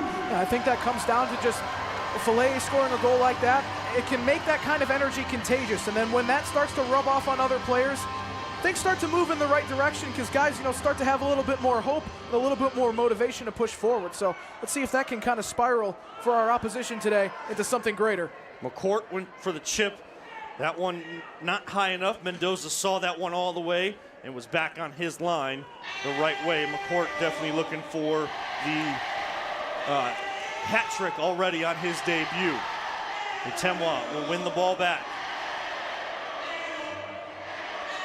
And we will keep our eyes on a situation. It appears Admir Suljevic, the reigning MVP. Mendoza, how did he get that save? We'll get back to an injury report here in just a second. But boy, oh boy, on the back post, Mendoza with two great saves. He was on his butt and somehow still got enough reach to save that one. 7.5 left here in quarter number 2. And a foul will be called, and a good time to let you know Admir Suljevic, the two-time reigning MVP, looks like may have suffered a bit of a hamstring issue, and right now is listed as out. And we'll keep an eye on that, and any other updates we get, we will definitely let you know. But Admir Suljevic out. Dave Jordan in to the back of the net. Mendoza way off his line that time. Just a cheeky little touch near midfield from the lefty Dave Jordan. Yellow card. Put salt on the wound there for Summit City as well. So I'm not sure who got that yellow card. We'll listen for the announcement. But Gianluca, the Crunch just getting everything going their way right now. It seems like every time Summit City tries to make a run, the Crunch also have the response. Not only a strong start, but strong response as well. Yeah, and I mean, again, this just comes down to a lot of dysfunctional play from Summit City's back line, because in a situation like that, Mendoza needs to be aware of the potential. You know, you've seen a couple defenders get caught lacking a couple of times today. So, I mean, it's interesting to see that they're still pulling him out to be an additional field player. And now, in the meantime, the squad didn't bring a backup goalkeeper. He heads to the penalty box, and now they've got a field player to work with. So, I mean, this is a little bit of pent-up frustration and a little bit of... I'm surprised to see that Summit City hasn't adjusted tactically just yet. So, it is a yellow card for Jonathan Mendoza, the starting goalkeeper. Like Gianluca just said, they did not bring a backup keeper. So one of your field players now has to, it's not like you're trying to get back in the game, you're trying to add that extra attacker like you see in these matches. No, a field player has to go back there and play goal because they have no one else to do so. We'll try to figure out who is back in goal here in just a second. But like we talked about last week, we had a feeling we had seen the rule book, the laws of the game right last week. There were blue cards on both goalkeepers last week. Goalkeepers are supposed to serve their penalty minutes this season in MLIS, and you have to put in your backup in those kind of circumstances. So these officials are back on that law book. So Mendoza goes to the penalty box. Yellow card is 5 minutes. You don't have to go down a player, but you're down the most vital part, especially with an attacking team like the Crunch, your goalkeeper and no one else that's fully trained on that position playing here today. So here comes Summit City.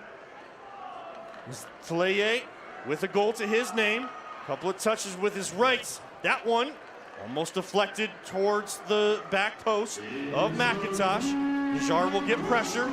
Taleye's kind of been the star for Summit City early, doing what he can to win as many possessions because you don't know how many you're going to get with the Crunch playing the way they are. McIntosh into a diving save. That time McIntosh saw that one through the traffic, got a diving save, and now here come the Crunch. 3-on-1. Summit City trying to track back. Najar into the waiting foot of a Summit City player. That one not picked up. Piwu just crushes it home. Najar battled with the backup goalkeeper. It found the right foot of Gabriel Piwu. He left no doubt and smashes it for the 8th goal, 8-2. 6.5 left in the first half. And another goal where it was just the Crunch not giving up. First and foremost, I got to tip my cap to Matt DiCapolo, Kevin. I have no idea how he managed to turn his body and make that pass against the wall to Omar Najar. The goalkeeper just not able to get down, tried to play it with his feet. Najar pushed it past him, and like you said, Piwu did not leave an ounce of doubt in our minds as he smashed that one into the back of the net. 8-2. This is a huge uptick of offensive performance than what we've seen in the first 2 home matches for this Crunch squad. So here comes Summit City trying to get some sort of answer. As we said, the response, I think, has been one of the messages here in the week. If you were tuned in last week, or if you weren't, we will remind you that back and forth with Red Cedar, a lot of that had to do with the Crunch would score a goal, and Red Cedar would have a response, and the Crunch would take a while to wake up and respond to the energy provided, the momentum provided from Red Cedar. And it wasn't until the 4th quarter where that one was gotten under control. I think that response element and eyes-on response from opponents, I think, was a huge message from Coach Antonio Manfoot. Mutemwa, McCourt, Schmidt, back heel. That one still pounds around for Mutemwa, and that one goes wide. What a back heel first touch from McCourt. Now 1-on-1 for Usak. Mutemwa sprints back. Usak finishes. Opened up the right foot. Eddie Usak for Summit City, the captain, puts it home. Nothing McIntosh could do. Mutemwa came on the sprint.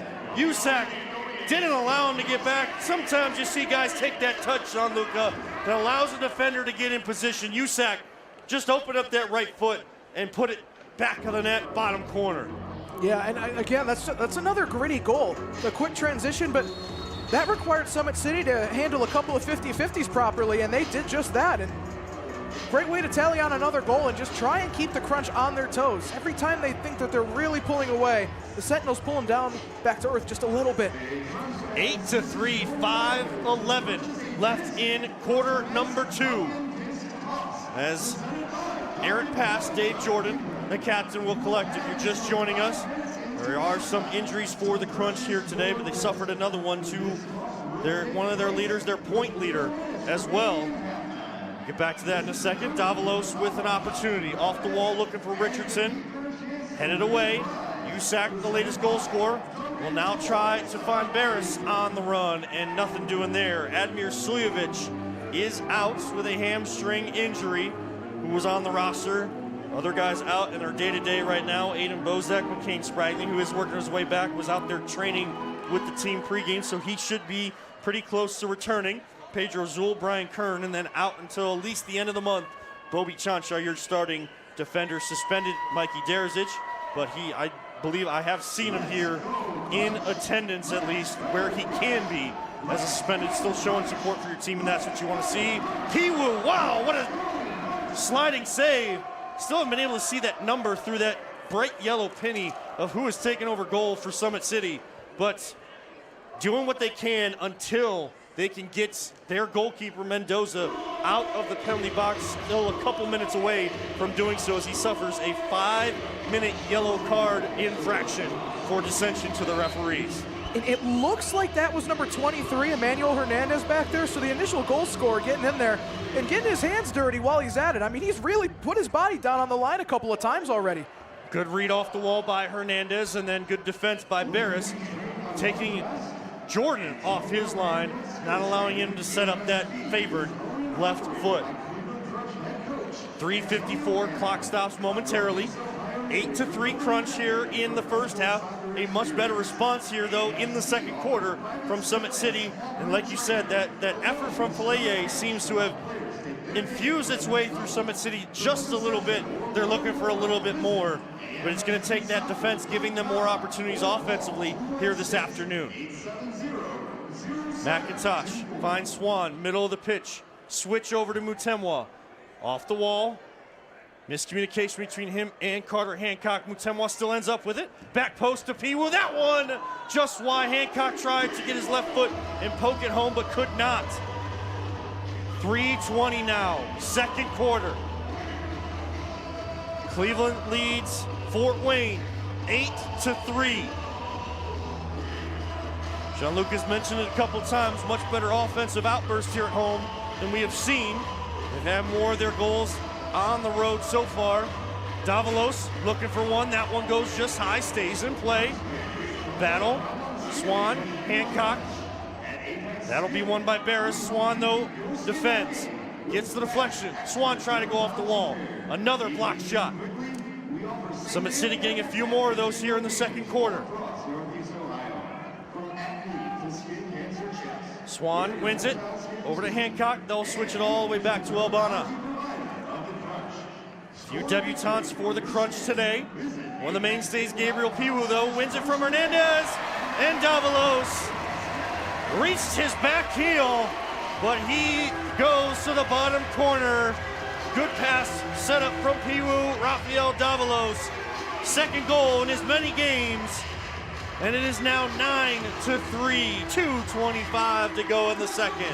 So happy to see Davalos get on the score sheet for the second consecutive game. He's played for the Crunch for a number of years, and he scored in his first ever goal involvement with the team in that win last week against Red Cedar. Scores again today.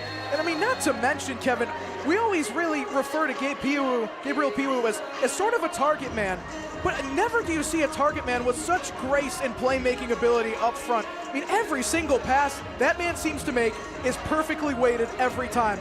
And in that moment, it was no different. It's so easy to overpower passes when you're in front of goal like that in such a tight space, but he never makes that mistake. Now we took under 2 minutes to go here in the first half. Crunch ahead by 6 goals, 9-3.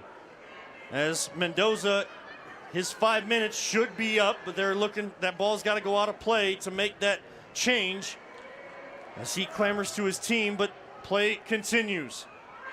And now that might be a card coming out. It will be a card to McIntosh late on the tackle outside of his box. And now you see the blue card. Liam McIntosh, the goalkeeper, he will go to the penalty box. The Crunch go down a man.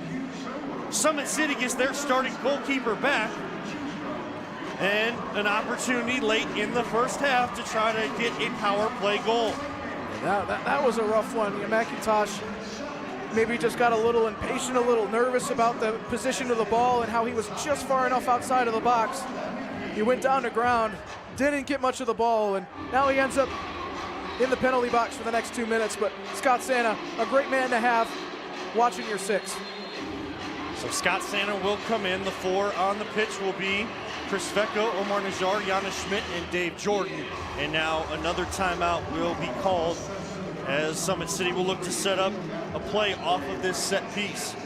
So we will also talk about Consumer Tire. Crunch fans, when it comes to tires and auto repair, trust the team that puts family first. Consumer Tire is a family-owned and operated business delivering honest service, quality parts, and dependable repairs across Northeast Ohio. Visit Consumer Tire in Menor, Chardon, Macedonia, Massillon, or Solon, or head to consumertire.com to book your next service. Consumer Tire, the official tire company of the Cleveland Crunch. 9-3 is where we sit. As Liam McIntosh, the goalkeeper for the Crunch, just got a blue card, so he will be in the penalty box. You're still able to bring a goalkeeper back out, so Scott Santa will replace him. One field player has to be taken off, so it'll be 5-on-4 soccer. And I'm sure Mendoza, who's already positioning himself in midfield, the goalkeeper for Summit City, will try to make it 6-on-4 as best as he can. Crunch always do a good job with short-handed goals, or when goalkeepers are out getting a chance to score. Mendoza may have heard me all the way up here because he starts to backtrack more towards his goal than forward on offense. Sorry, that's the coach in me. Oh.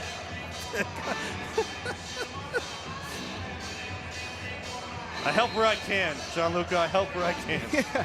Set piece for Summit City. Usak on the shot. Yasu, that one cleared off the line by Sveko at the last moment. Now here comes Summit City. They'll be on the power play the rest of the half. Shot wide. Sveko will try to clear. And Usak will retain. Now here comes Mendoza. Will help if he can. Sanchez. Over to Vang. Back to Sanchez. Block shot. Add to his second in the league total. Number 12 at least for Dave Jordan. Under a minute to go now. 56 seconds. Usak deep in the corner. Jordan heads it away. Summit City looking for someone to set the point. Vang will do that, or Sanchez will do that. No real opportunities just yet outside the one. Sveko cleared off the line. Najjar, Schmidt, Sveko. Jordan trying to keep that clean sheet of penalty kills for the Crunch. They've done a good job so far. Now 30 seconds to go. There'll be about 22 seconds to start the first half of power play soccer for Summit City as well. Shot. Bounds off the wall. Yasu retains. Under 20 seconds. Summit City back to Vang. To Usak. 10 seconds. Orders from the bench to have a little sense of urgency to try to get one before the half. Shot. Santa there to collect. And that should end the half. It does. So Scott Santa comes in relief. Power play taken care of so far. But there's still 22 more seconds of it coming out of halftime. I'm Kevin Earl. He is Gianluca DiGiacomo. We will be back with a recap of the first half.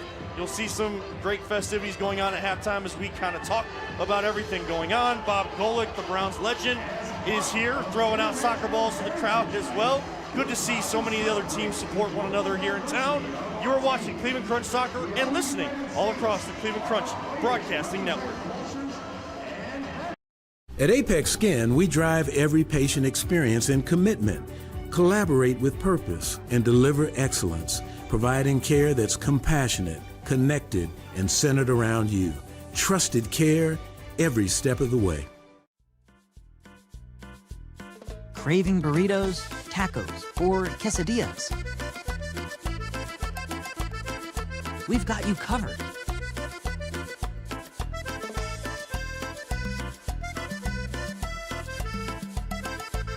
made to order. Every single time.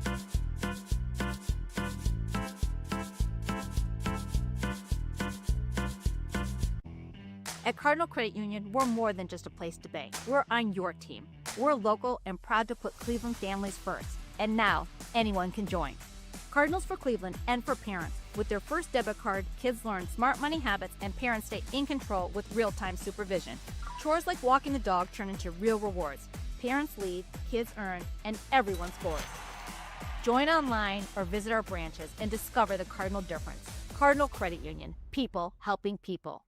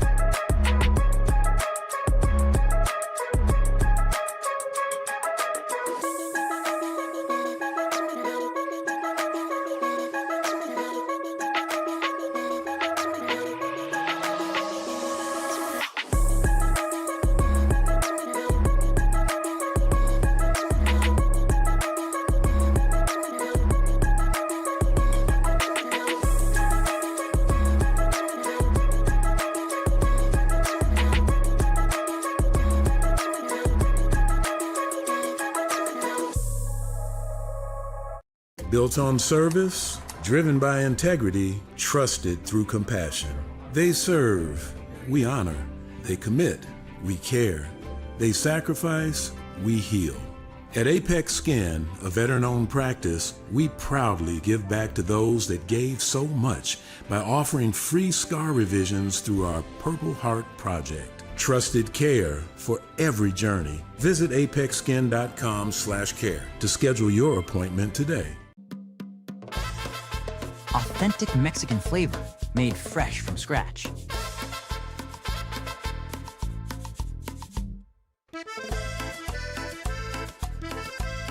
Every ingredient prepared with real Mexican tradition. Your bowl, your rules. Visit us at one of our Cleveland locations.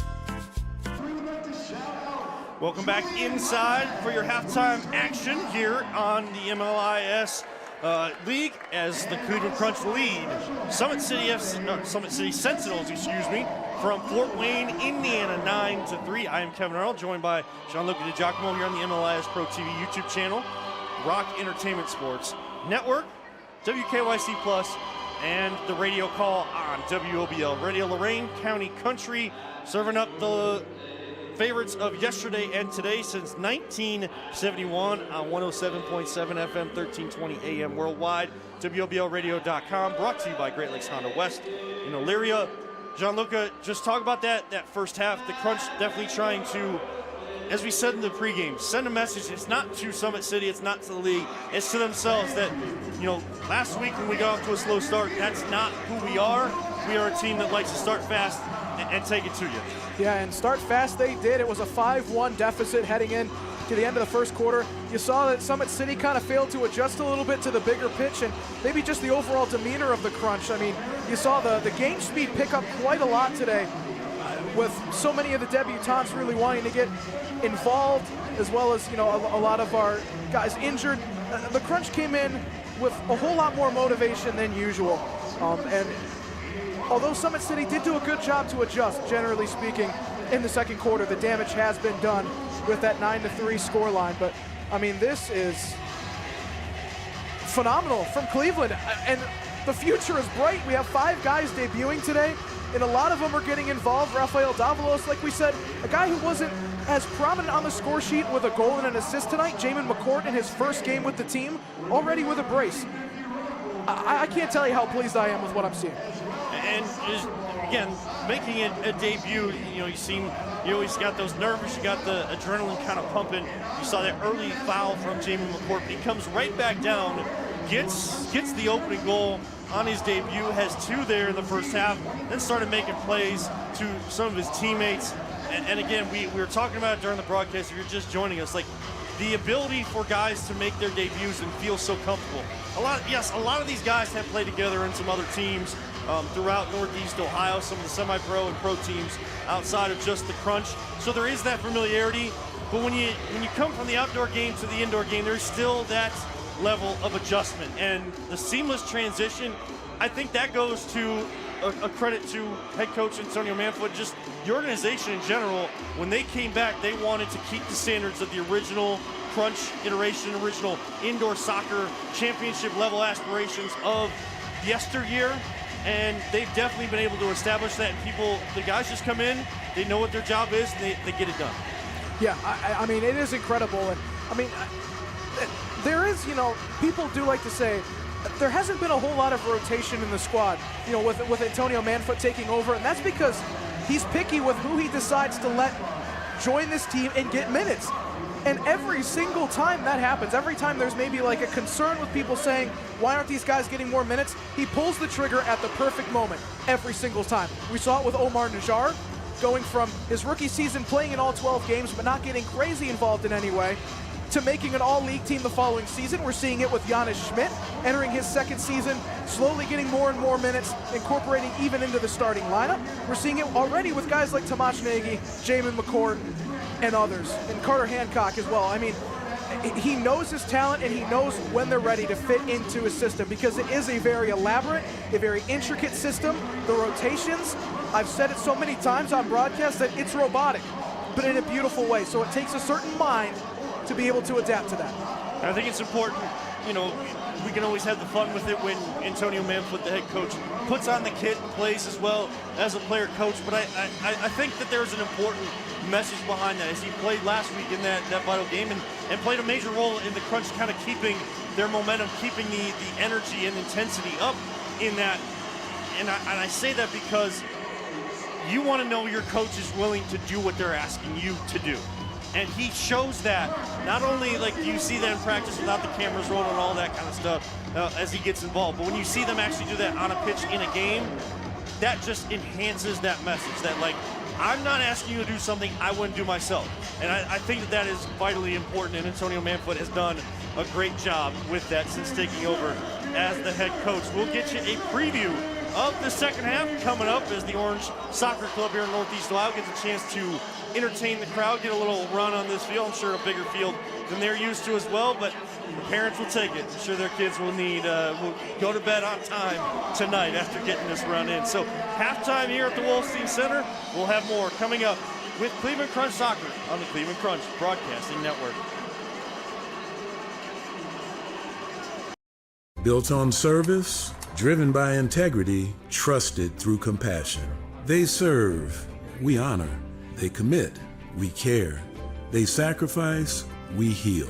At Apex Skin, a veteran-owned practice, we proudly give back to those that gave so much by offering free scar revisions through our Purple Heart Project. Trusted care for every journey. Visit apexskin.com/care to schedule your appointment today.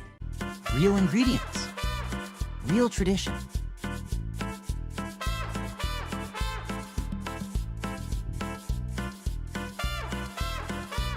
Crazy corn. Full flavor. Every bite. Trust me.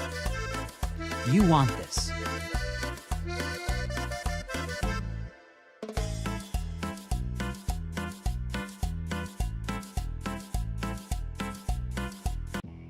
At Cardinal Credit Union, we're more than just a place to bank. We're on your team. We're local and proud to put Cleveland families first. And now, anyone can join. Cardinals for Cleveland and for parents. With their first debit card, kids learn smart money habits and parents stay in control with real-time supervision. Chores like walking the dog turn into real rewards. Parents lead, kids earn, and everyone scores. Join online or visit our branches and discover the Cardinal difference. Cardinal Credit Union. People helping people.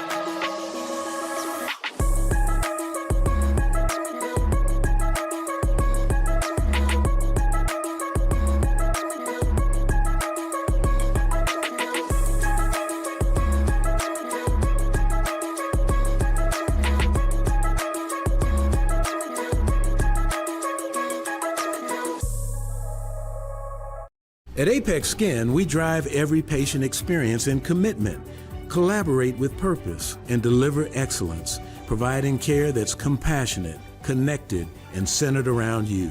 Trusted care every step of the way. Freshly chopped. Perfectly topped. Fresh chips. Creamy queso.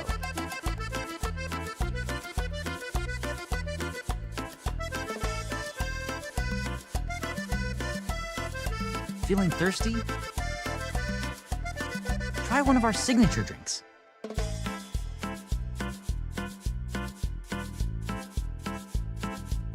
Mexican classics? Always. The Cleveland Crunch lead at the half, 9-3 over Summit City.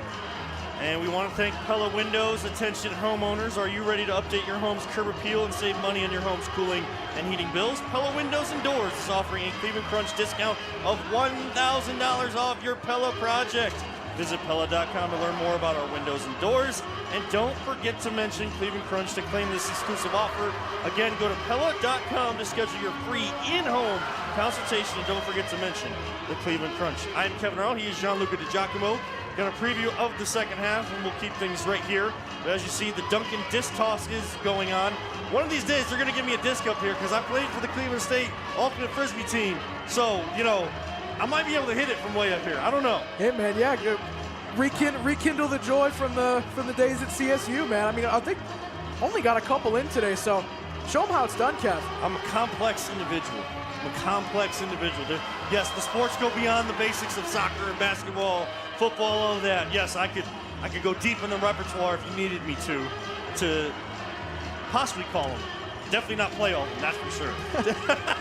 But the Crunch are playing well here this afternoon as it is 9-3 on International Heritage Celebration Day. And just about ready to get the second half underway, waiting for the teams to kind of come out, and we'll get the discs all cleaned up here in just a little bit. But let's start with Summit City, Gianluca. What is that message from Coach Peck and that coaching staff to their team? They found some success there in that second quarter. 6 goals seems like a lot, but in the indoor game, it's not as big as you might think. Yeah, I think it's just going to come down to building off of the momentum that you had in the second quarter. You know, halftime can be kind of two-pronged for a team in Fort Wayne's situation right now because it does kind of kill off the momentum on the pitch a little bit as, you know, you're heading into the break for 15 minutes, but it is really about the talk and the motivation you can give while they wait to come back on for the second half. But they looked really, really promising. And I would say about the last 8 to 10 minutes of that second quarter, they started to pick things up. The defense started to make do with their woes. You know, better with rotation. Again, in transition, they looked really good. You see the effort start to uptick. So overall, it's to brush off the negatives of that first half and follow up on the positives that they've built slowly but surely throughout the course of that second quarter. And now we see the Crunch coming out of their locker room, probably get a little blood flowing, a little warm up here as they continue to clean up from the halftime festivities. We know what the message always is from head coach Antonio Manfoot, but in a game where maybe things feel like they're coming a little too easy to you, how do you keep the guys, and how do you keep yourself mentally in tune to what you're responsible for? Yeah, I mean, I think today, Coach Manfoot does have a little bit of a cop-out of a lot of guys rostered today don't get a whole lot of time, a whole lot of opportunity. Today is your chance to prove it. Today is your chance to deserve that you belong. Those 5 debutants coming off the bench, all of which playing very well in their own rights. This is your chance to prove why you should be in a more consistent basis in the rotation of this team. So, I mean, I think that's the main goal. Play in front of your fans, play in front of, not sure the exact attendance rate today, but, you know, based on the last couple games, the 2,000 or so people who made the trek in this freezing cold weather, playing in this freezing cold venue right now, you know, make them proud and continue to make a statement to yourselves and to the league. And it's definitely warmed up in here with a lot of the action going on. Like, it feels a lot different than it did earlier. So just about ready to start the third quarter.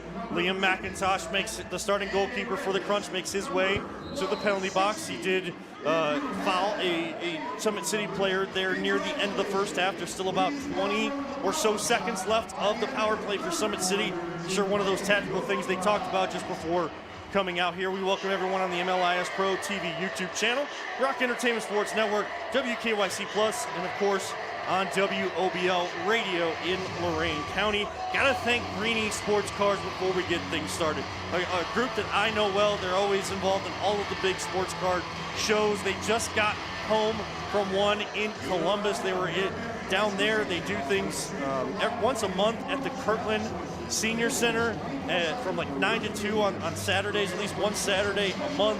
The big show, of course, will be coming up in Independence, coming up in April. That is actually where a lot of people were the day that Shedeur Sanders was brought here to Cleveland. That was made for an even better experience for all sports fans, but you don't have to be a sports fan to talk to Greenies. So they are the largest producer of trading card shows. Yes, that includes other cards of entertainment, celebrities, Pokemon, things like that. And they just got home from one in Columbus, so make sure to get all the latest on all their shows at greeniesportscards.com and greenieshows.com. You can get the direct info on all their shows. So we get underway here in the third quarter. I am Kevin Arnold. He is Gianluca DiGiacomo.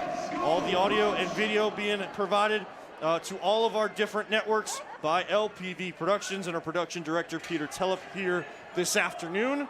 Crunch lead 9-3, and the power play just about over here, and it is, as we are even strength. Scott Santa will stay in until Liam McIntosh is able to get his way back onto the pitch during a stoppage of play. Here comes Summit City, though. Bit of a disadvantage, 2-on-3. Somehow making his way and weaving his way through Crunch defenders was Fabian Hauer, but the Crunch will win it back. Chris Fecco with Carter Richardson, Dave Jordan, Omar Najjar, and Giannis Schmidt. Scott Santa in goal. He'll find Najjar on the far side. Admir Suljevic is out due to a hamstring injury. Do see him on the bench now in street clothes. Hope it's just something precautionary. Carter Richardson had a shot on the doorstep, but right into the waiting arms of Mendoza. Quickly down to Fileye. Now a shot. Just a touch, got Sveko off his feet onto the ground. Did Hauer, but I think he was halfway between whether that was an actual touch or a shot. So now the Crunch will win it, and now he looks like possibly a blue card being called by the assistant officials down below. Sami Mutemwa looks trying to figure out what's going on. So the officials, I'm not sure if they saw something in terms of an illegal substitution. These guys were rotating, too many guys on the pitch.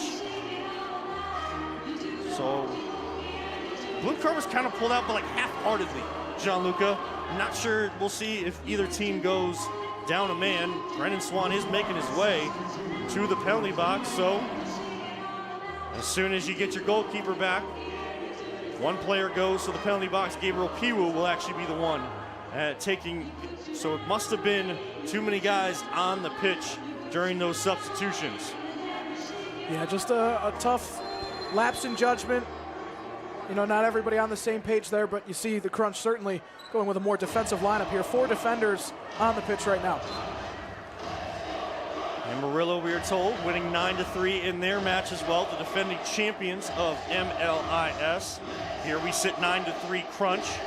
Clock stops, 13:18 to go, about 5 seconds into the second power play of the night for Summit City. Scott Santa stays on. Liam McIntosh is out of the penalty box, has made his way to the bench. We'll see if Santa is the goalkeeper of note for the second half. Or they try to get McIntosh back in during a stoppage of play. Najjar trying to find a short-handed goal. Swan! Out of the reaching arm of Mendoza, just got his fingertip to it. Nothing but Mendoza between Swan and the goal. Mendoza punched that one high, somehow kept it in play. 12:42 now, here in the third, 9-3. About a minute into the power play. Here comes Summit City. Shot will come in. Santa takes all of that one. May have been hands, but a little bit more. Put whatever he could in front of that one. blocks away the Summit City attack for now. They'll stay on the power play. It is Thomas Cole. Over to Fleye. In the corner, back to Cole. Cole will take a shot, deflected by Jordan. That one, again, off Lele's foot into Sveko. Out of play, so it'll be a set-piece corner with just a few seconds, maybe 30 seconds left here in the power play. Lele, shot, Sveko, block, and it bounds all the way out of play. It'll be taken by Barris. Far side, quick restart. Maybe one or two more chances at a goal on the power play for Summit City. Crunch still without, according to statistics, have not allowed a power play goal scored against them yet this year. 11:37. 9-3 Crunch. Fleye, that one goes sailing high and out of play. And the clock will stop with 11.5 to go. So far, Scott Santa looks like Coach Antonio Manfoot's going to ride with him for the second half for now. Back to even strength. Piwu out of the penalty box. Power play over. Crunch kill it off yet again. Jana Schmidt collects in the midfield. Sees two guys. Got a touch and a late call and a foul. Clipping the ball, and Jana Schmidt was David Vang.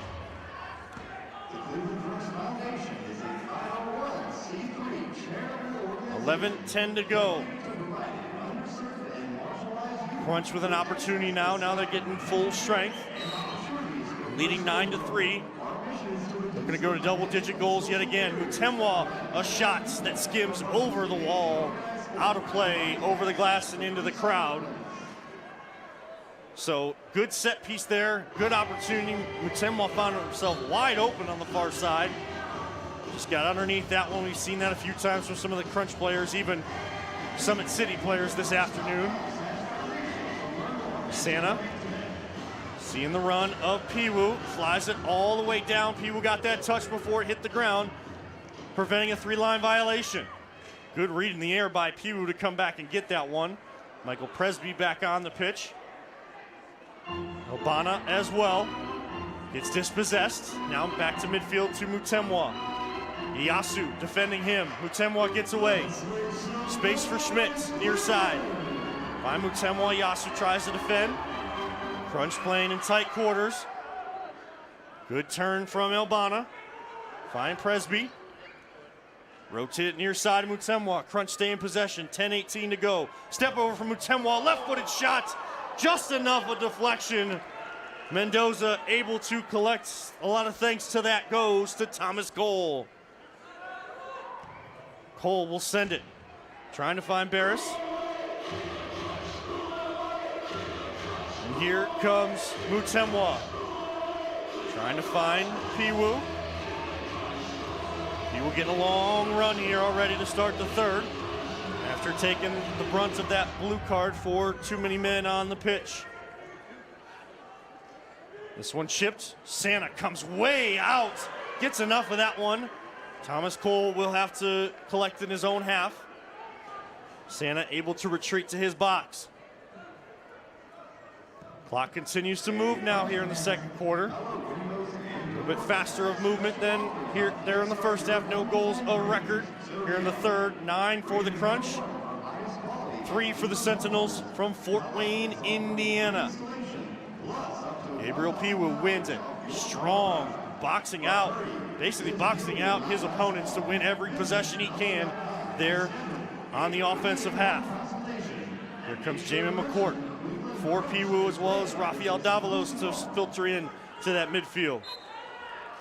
McCourt looking for the hat trick today. He's got 2 goals and at least an assist to his name on his debut.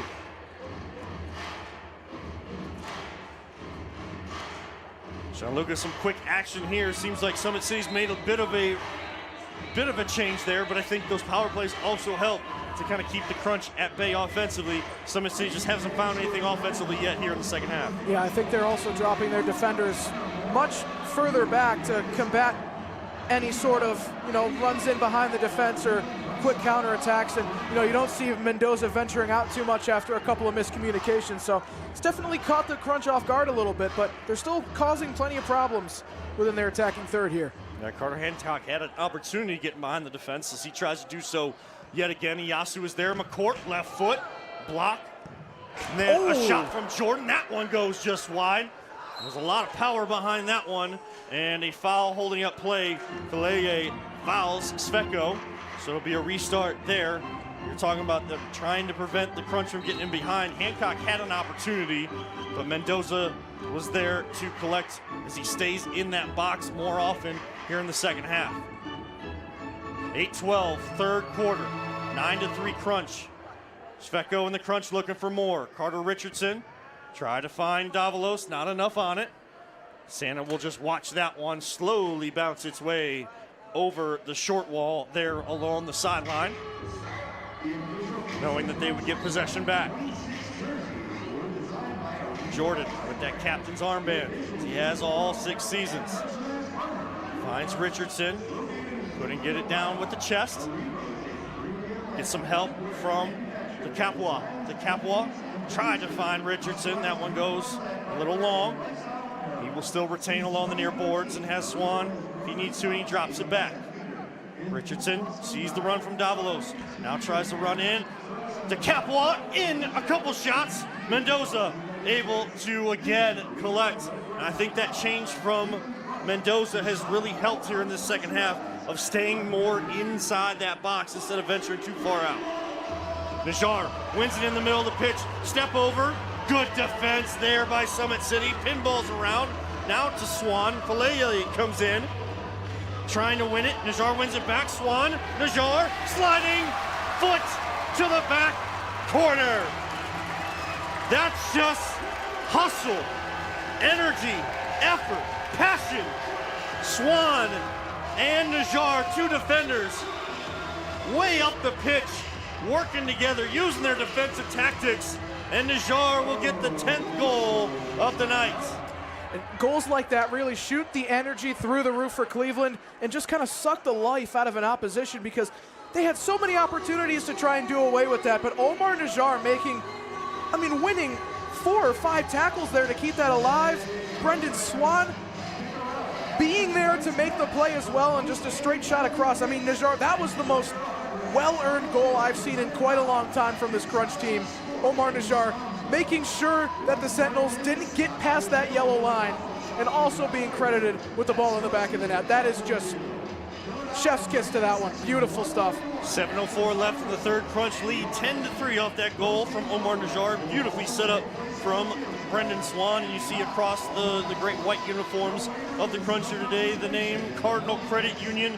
They have been serving Northeast Ohio community since 1953. And today they're proud to serve as the official credit union and title sponsor of the Cleveland Crunch.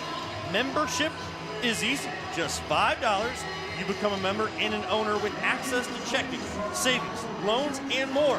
If you live or work in Lake Cuyahoga, Geauga, or surrounding counties, Cardinal Credit Union may be the right financial partner for you. Once a member, always a member at Cardinal Credit Union.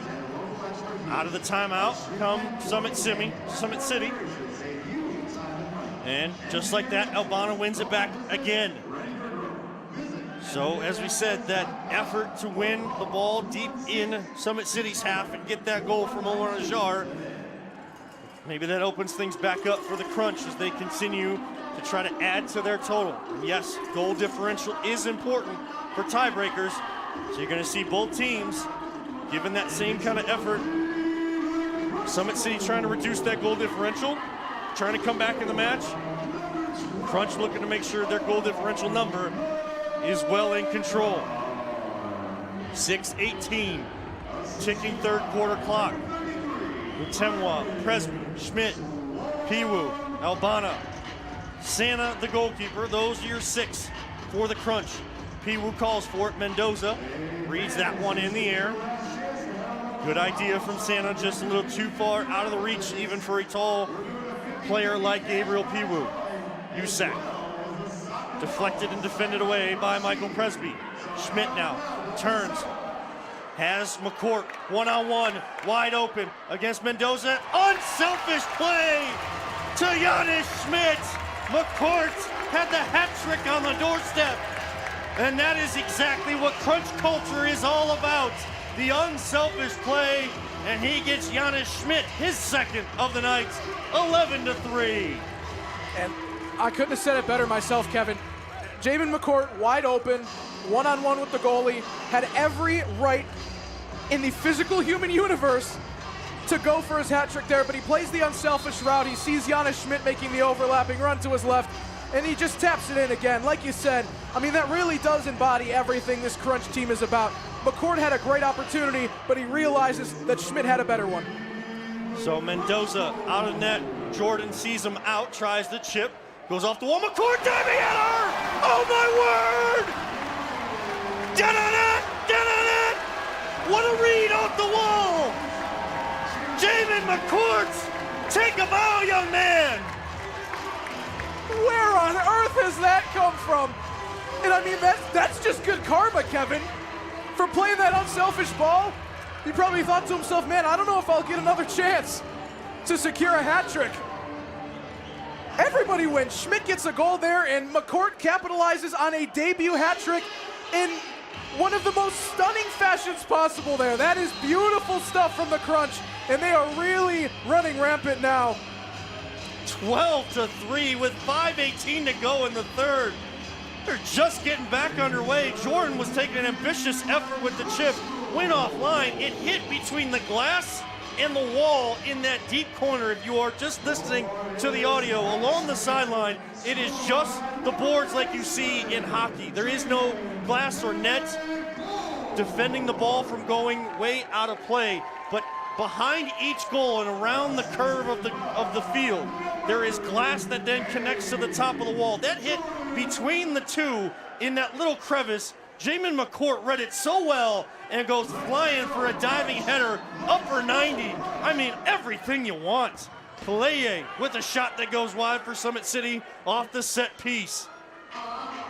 Trying to give as many people that are just listening to us the pictures of that one, because that was picturesque soccer play from Jamin McCourt and the Crunch.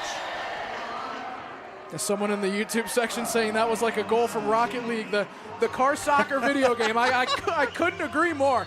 I mean, that was nearly comical. Like you said, very picturesque, like cartoony, you know, Captain McCourt taking to the skies and burying that goal. You love to see it in the Wolstein Center. 12-3 now. I know other people in the YouTube live chat on the MLIS Pro TV YouTube channel. Of course, the two teams that met in the championship last year, Amarillo and Cleveland, both playing right now, both with 12 goals here this afternoon. Putting on shows for the fans, taking it in, whether watching the stream or in attendance. Everyone here at the Wolstein Center is going to remember where they were in attendance when they saw that McCourt goal. Here comes Iyasu, one-on-one with Najar. He's trying to find someone running in the middle. Good defense there. Pelaye again. Johnny on the spot. That's the second time the effort to defend and high press has led to a goal opportunity. You have to give credit to Pelaye. That, you talk about good karma. Boy, oh boy, has he created some of that for Summit City today. Yeah, and I was wondering when Iyasu Wodagane was going to get involved on an attack today. 5 goals and 3 assists leading into tonight. And there you go. He sets that one up. They get a little bit of luck from the deflection, but it does end up with Pelaye. And again, that's just a hard-worked goal from Summit City. So play will restart with Summit City here. Matthew the Capua on the pitch. Temwa and Iyasu battle one another. Couple step overs. Iyasu stays with Mutemwa. He gets the step on him. Abana to the back post. Or excuse me, De Capua to the back post. Piwu finishes it. 13-4, and things coming very easily to the Crunch now, and exactly the way that you want to see it. Talk about McCourt getting his hat trick. De Capua making his presence felt as well. That was, again, another thing of beauty. Mutemwa Couple flashy stepovers, great footwork leading into the attacking third, lays it off to DeCapua.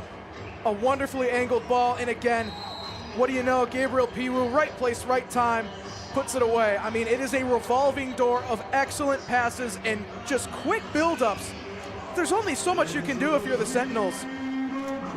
You're going to need more of that with one of your leading goal scorers and leading assisters, Edmir Suljevic, out with a hamstring injury.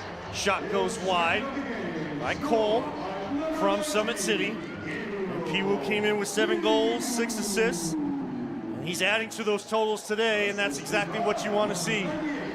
Ryan Minnick getting a day off today, a game off. And we meet him and so many others next week with some guys out against the league leader, Toronto. That'll be a battle for the top of the division next week north of the border. 2:40 to go, third quarter. Summit City trying to reel things in. Jordan goes, ambitious effort deep. Schmidt wins it, outside of the foot. Mendoza, that's another great save out of him. Schmidt was looking for his hat trick after McCourt got his. 13 for Cleveland, 4 for Summit City. Again, out of Fort Wayne, Indiana. First meeting was 18-2. Summit City was down 4-0 very early in this one. Found some things offensively leading them into the second quarter. But response has been the message to the Crunch from head coach Antonio Manfoot, and they have brought that here today. As you got an errant shin guard just sitting there in the middle of the pitch. No effect on play right now as plays far away from it. Here comes Summit City across midfield. It is Hauer, header, not there, tried it once again off the wall. That was Vang. Couldn't match the effort of McCourt from the Crunch.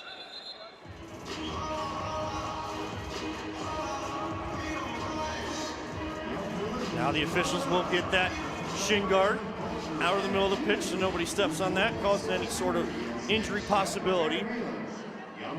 Clock sits at 1:27. We're back underway with Thomas Cole and Summit City. Errant pass. Mendoza has to sprint back. McCourt wisely saw that one. Forces Mendoza into a quick pass out of his goal. That one again out of the goal mount. That one didn't cross the line, but 2 errant passes almost scored a goal and added to the Crunch total. Crowd doesn't like it, but looked like it was right there on the line. Referee was right there to see it.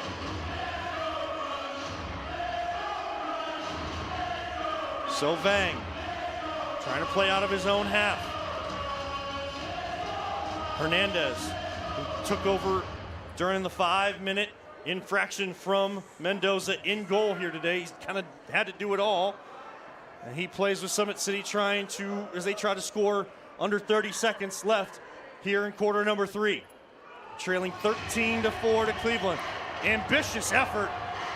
A lot of power, a lot of curve on that one. I believe that was Fillet again. He was looking for his hat trick here this afternoon. Scott Santa has been the goalkeeper record since the blue card to Liam McIntosh. When those two are rostered, they usually split halves anyways. But Liam McIntosh is there right at the door in case anything is needed. You want to see that from your teammates, always ready to play no matter what. Under 10 seconds now, 5 sit on the clock before the final buzzer of the third quarter. And it will come right here as the Crunch. A little bit of a slow start there, but they put 4 goals up during that third quarter. Some beautiful soccer, topped off by the hat trick, the diving header beauty from Jamin McCourt on his debut. And that's where we sit after 3 quarters of play. It is the Crunch 13, Fort Wayne 4, as we hit break between the quarters right here with the Cleveland Crunch Broadcasting Network. Real ingredients. Real tradition.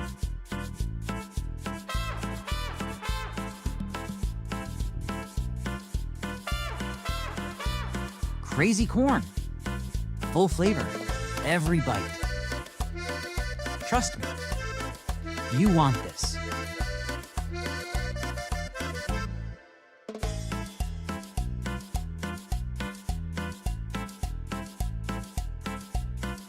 At Apex Skin, we drive every patient experience in commitment, collaborate with purpose, and deliver excellence, providing care that's compassionate, connected, and centered around you.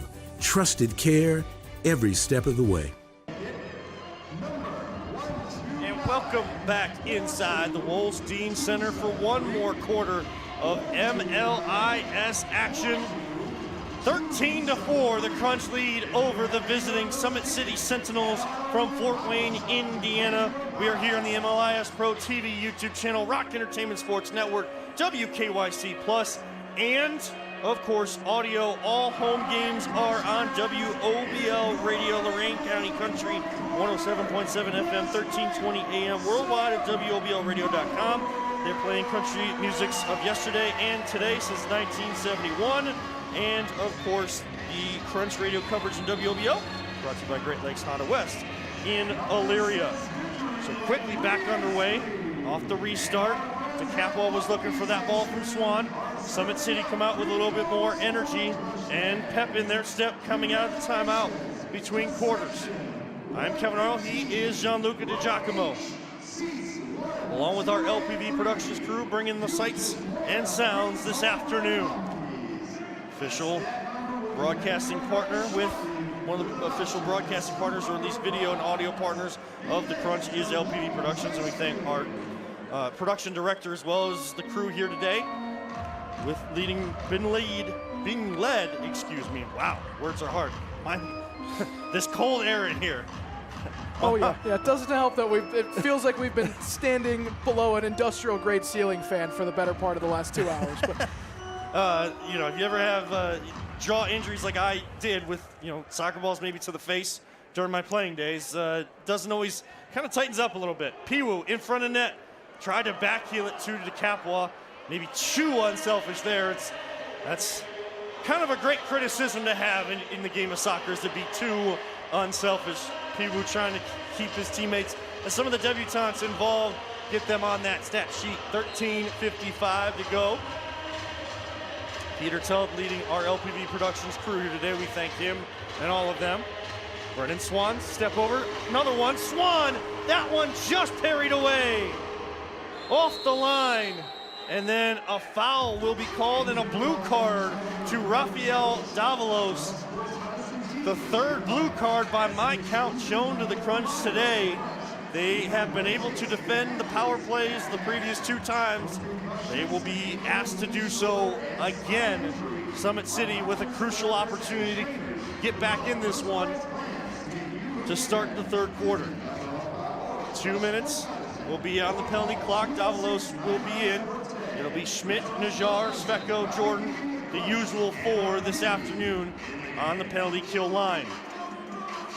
And now they will bring the extra attacker on as well. So here comes Hernandez. Now not filling in because of a card or infraction.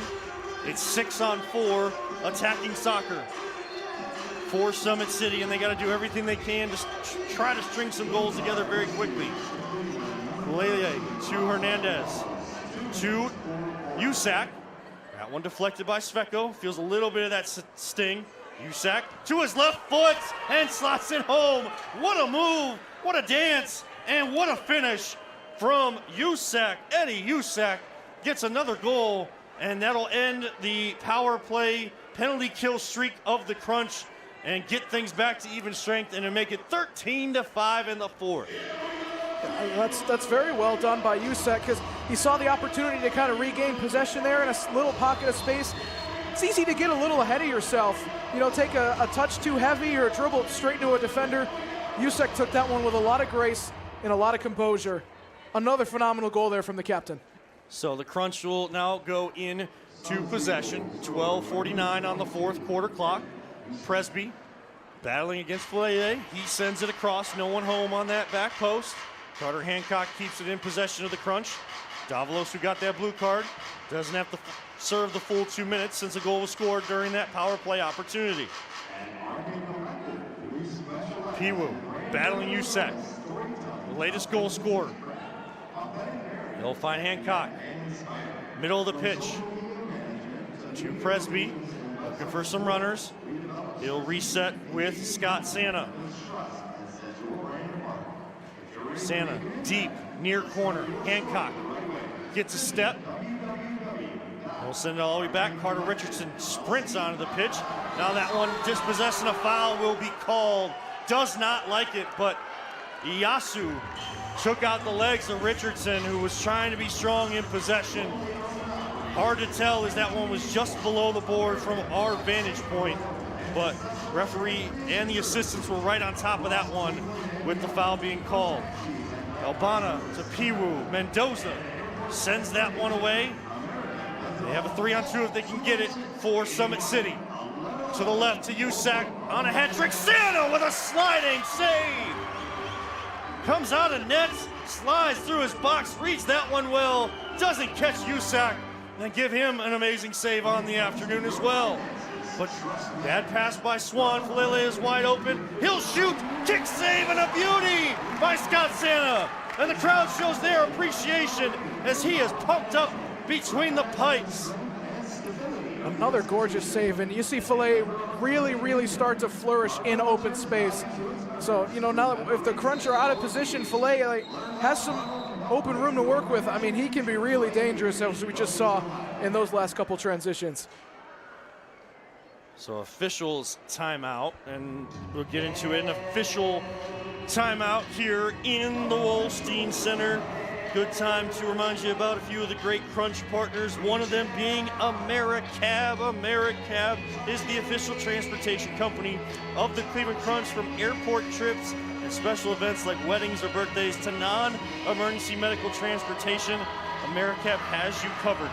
Call 216-881-1111 or book online today. AmeriCab, affordable travel anytime. Also, thank you to the great people at Greeny Sports Cards. They are now live every Tuesday night at 7 p.m. If you are into the sports card trading or just trading card game, which has always been big, but I feel like social media has helped that bring a new level of intensity to it, and love and passion for it again amongst the new generations. You can join them every Tuesday night at 7 on their social media channels. Find them and follow them at Greeny Sports Cards. Join the conversations with hobby talk and interviews, and stay for their live auctions. Yes, there is a live auction that happens at 7 p.m.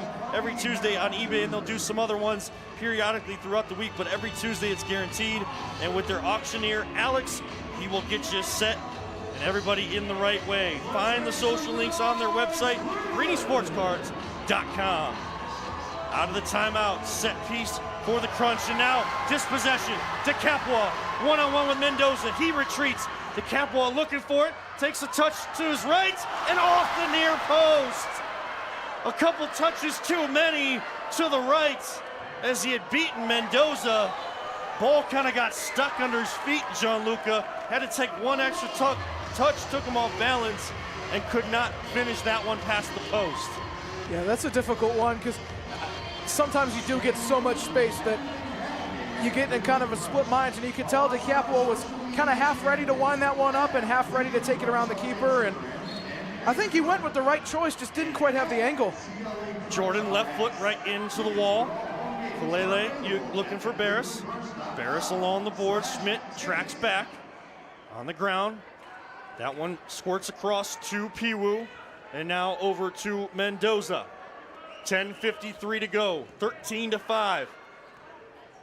Crunch in control, looking to get their 6th win in as many tries this year, even through the injuries and suspensions. The depth of this team is absolutely ridiculous in the best way possible. I even now see Samuel Mutemwa. I haven't gotten any word that that is an injury, or it's just, you know, trying to let the young guys play, but he has joined Admir Suljevic along the far boards outside of the bench area, now in his warm-ups and street clothes. So that's where you also see Derazic in his legal positioning, is suspended, so can't be in the team area, but there with the fans that get a chance to watch the game along the boards. Santa with another kick save. As DeCapua was in defense, Santa came in to help on the back end. Barris looking for anybody to make a run there, and he will just collect the loose change and go to midfield. 9:51. Clock continues to move. 13-5. Cleveland in front of another great crowd here in the Wolstein Center. There's 3 more opportunities. Back heel attempt from Summit City, and a great throw from Santa to Piwu. Almost tried to nutmeg him through the wickets. Just enough of a back heel from Mendoza, or that would have been another highlight reel level goal from Gabriel Piwu. Mendoza has been up to task for most of the night, just so hard to defend so many times and so many opportunities from your opponents. Jamin McCourt does have a hat trick, doesn't stop him from doing the dirty work, winning 50-50 balls in the middle of the pitch. Santa thought he saw the run from Jamin McCourt. Miscommunication. High press from the crunch from the youngsters. And it is a line of youngsters out there with some veterans. Michael Presby's been around the team for a while. Brendan Swan are joined by Carter Hancock, Carter Richardson, and Jamin McCourt. Future of the team right here in front of you. Swan defended against Hernandez, who has taken off that designated goalie jersey yet again, and they play even strength. Hancock just gets the ball with so many people watching, and a foul will be called. Got to step over. Some of the crowd would like a card to be shown there, but just a traditional foul. But still, I think one of the things, Gianluca, that you want to see from this team that we haven't seen yet today is a goal coming right off of this set piece. Swan to Hancock, another great save. Swatted down to Kembe Mutombo style from Mendoza. And now a blue card stopping a goal-scoring opportunity by Michael Presby, the 4th blue card. So a couple of talking points and coaching points when you're in control of a game like this. 8:05 to go, up 13-5. All coaches want talking points for their team. One is those dangerous fouls the Crunch are putting themselves in situation for. The other, when Admir Slivich isn't in there, who can generate that goal right off the restart? We haven't seen it as often as you do when number 10 is out there on the pitch. So, and it's also going to be a penalty kick, the old school MLS from the late 90s. The attacker will get a running start. Scott Santa, as soon as he touches, will be able to come off his line. Santa with his back heel on that white line. Here it comes, and a finish. Quickly to go pick it up. That's Fabian Hauer coming out. That'll be what I have his 2nd goal on the year. Quickly picks it up to bring it back to midfield as they get their 6th, 13-6 now. 8:03 left in the 4th, and you see some of those veterans come back out with Piwu Najar, joined by DeCapua. Davalos, who's been around the team, starting to get his name in the stat sheet as he deserves. And Albana, shot from Santa as he turns back to the bench. That one rattled between the upper 90, and just a fingertip from Mendoza, I think, kept that one out. Oh, Scott Santa trying to get on the scoring party as well. Here comes Summit City. Roberto Sanchez back to Mendoza. Along the boards, he will find the goal scorer, Fabian Hauer. 7:17 now. Touch off Piwu. Restart for the Sentinels.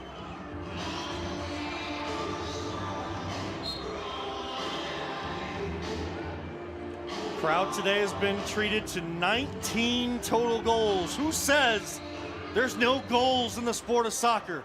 Come out to the Wolstein Center. go to theclevelandcrunch.com, get out to your local indoor professional teams games, and you'll see exactly what you want if scoring is your game. Mendoza just gets a toe poke past Albana, who was making a run late. That ball kicking off the sideboards. 6:42 now, fourth quarter. Kalele has a couple goals to his name, and that one just continues to bounce and bounce and bounce out of play. We thank Metro Health. Metro Health Sports Medicine knows athletes can't afford to sit on the sidelines. That's why they're here to help you avoid injuries with these tips. Ease back into new activities. Stretch before and after workouts. Stay hydrated, mix up your routines, and rest. If you feel pain, if injury strikes, trust Metro Health to get you back in the game. Call 216-95-SPORT, that's 216-957-7678, or visit metrohealth.org/sportsmedicine.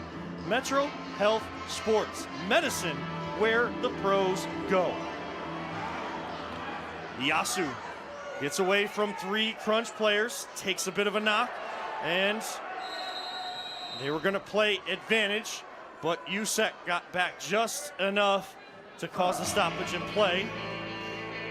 Now they see Yasu down on the pitch, so they'll give him a minute to collect himself. Brennan Swan helps him up off the turf.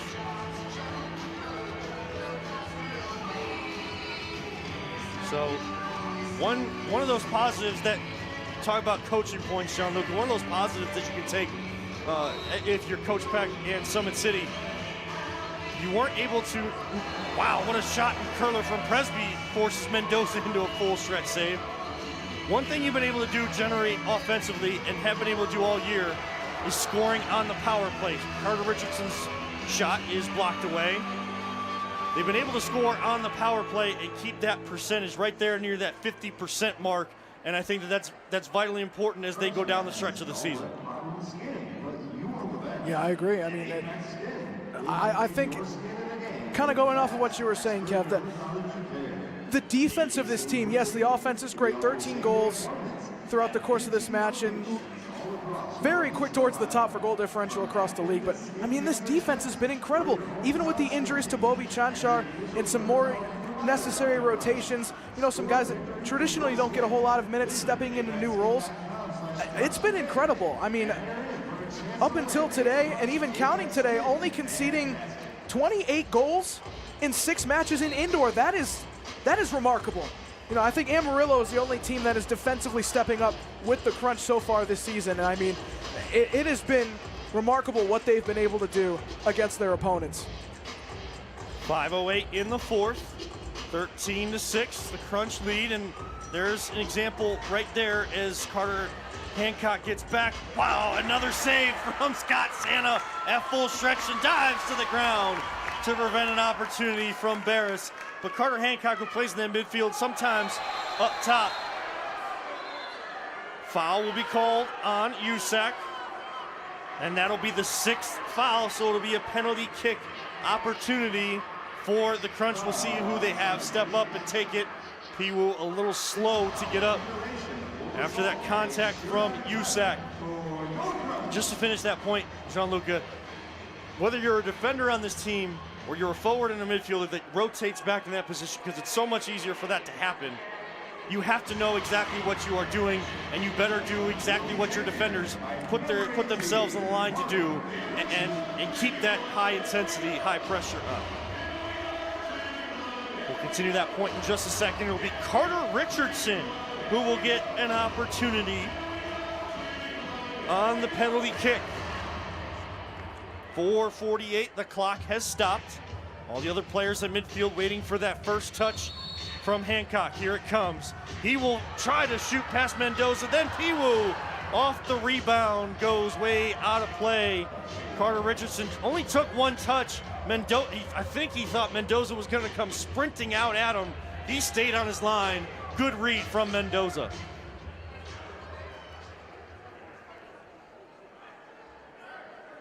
Najar, Hancock, along the near boards, and now again, another Summit City player in some distress on the field.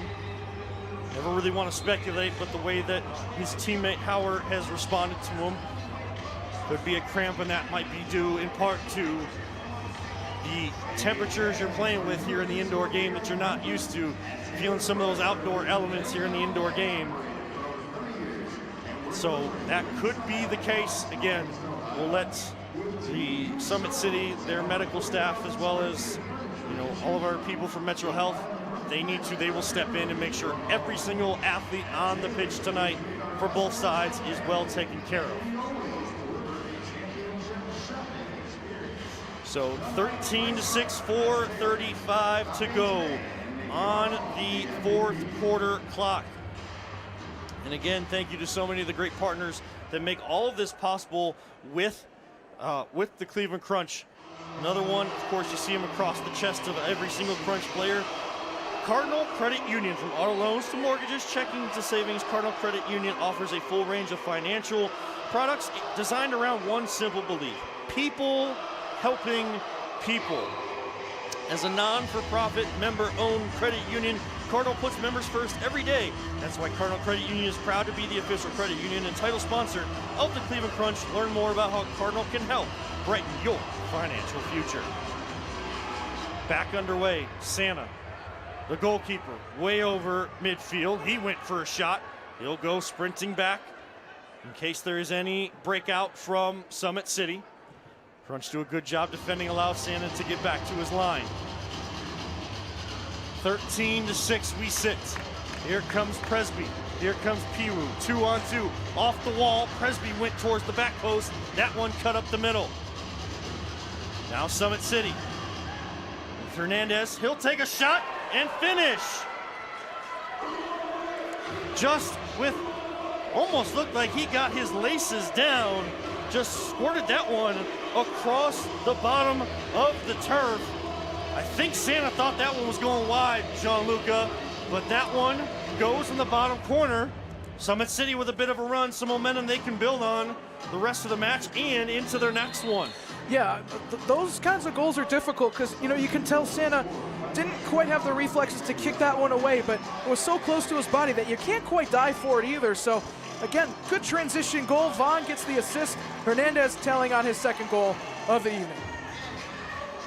So Summit City, again, each goal that they get, a little pep in their step. Step over from McCourt. He goes with his left. Good defense from Summit City. He was kind of 1-on-3 in that case. Now here comes Summit City again. Swan was defending. Santa had that near post blocked off, and he'll try to find Piwu. Good header through the air and down to Vang. Swan wins it at midfield. Piwu, touch, just a bounce up. He'll keep in control. Again, Thomas Cole defending. They go back and forth as they battle. Contact back and forth. Officials allowing them to play. 2:43 in the fourth quarter. Summit City cut that deficit down to 6, put 7 goals up on the board here this afternoon. Some of the young guys getting their debuts here tonight for the Crunch have definitely had an impact all over the place. Now it's about learning what it's like to finish a game out and finish it strong the way the Crunch do. Vang. Cole. Over to Iyasu. Far side. They'll go back and forth.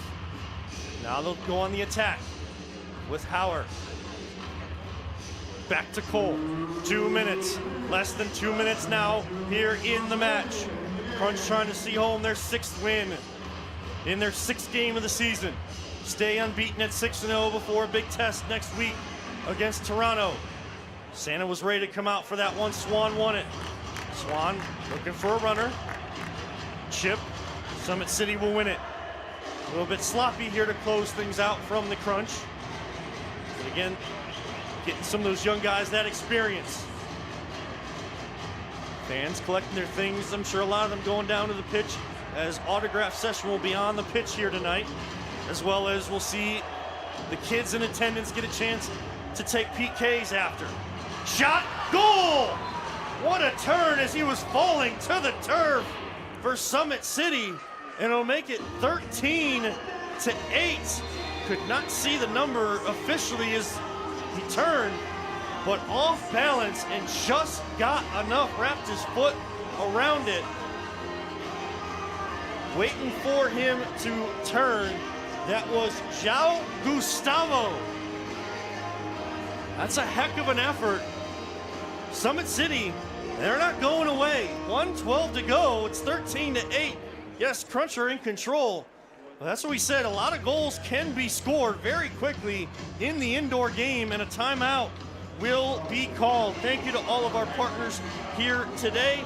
AmeriCab, Metro Health, Engineering Excellence, Consumer Tire, Pella Windows, Cardinal Credit Union, Greeny Sports Cards, WOBL Radio, and of course their audio on their radio station, brought to you by Great Lakes Honda West and Elyria. Thank you to Duncan Discs, providing the halftime entertainment for fans in attendance. Thank you to LPV Productions. Thank you to Rock Entertainment Sports Network, the MLIS, for setting up their TV YouTube channel to watch all the games on live streams. Thank you to WKYC Plus. Thank you to everybody, Dave, Gary, everybody back at WOBL, 107.7 FM, 1320 AM, WOBLradio.com. Playing country favorites of yesterday and today since 1971. And as we said, that is all thanks in part to them being the official radio home of Great Lakes Honda West in Elyria. So as we get close to that minute mark, the Crunch may try to get one more there. And again, that's all part of goal differential issues, and I'm sure Coach Antonio Manfoot wants to see a cleaner effort at least to finish this one out. Santa will come out of net. Here comes Usyk. Santa is out. Can Usyk get a touch? Just enough of a push from McCourt, and then a foul from Swan. And that's just veteran move there, allowing your goalkeeper to get back when they are out of position. But it's set piece for Summit City. May not result in a comeback here tonight, but I'm sure it's going to result in even better matches going forward. Iyasu into the block of Richardson. Here comes Hancock. One-on-one, outside of the foot. Mendoza goes down to the turf and saves again. Now, Barris. Over to Cole. Cole with the right foot off the wall, too far as Iyasu was coming to collect. And we play on with 20 seconds now to go. Usyk in possession. Hancock in front of him. 15 seconds. Back heel to Iyasu. He'll win it off the wall. Try to defend against Najar. Najar goes down in some pain. That one goes just wide off the woodwork. And we tick under 5 seconds. Najar is still down. That is a bit of a concern. The final whistle blows. The Crunch will see home their 6th win of the year. 13-8 here this afternoon. Of course, again, concern there at the end. Najar took a bit of a knock. He's up gingerly. And the Crunch will win yet again here this afternoon. 13-8, Gianluca.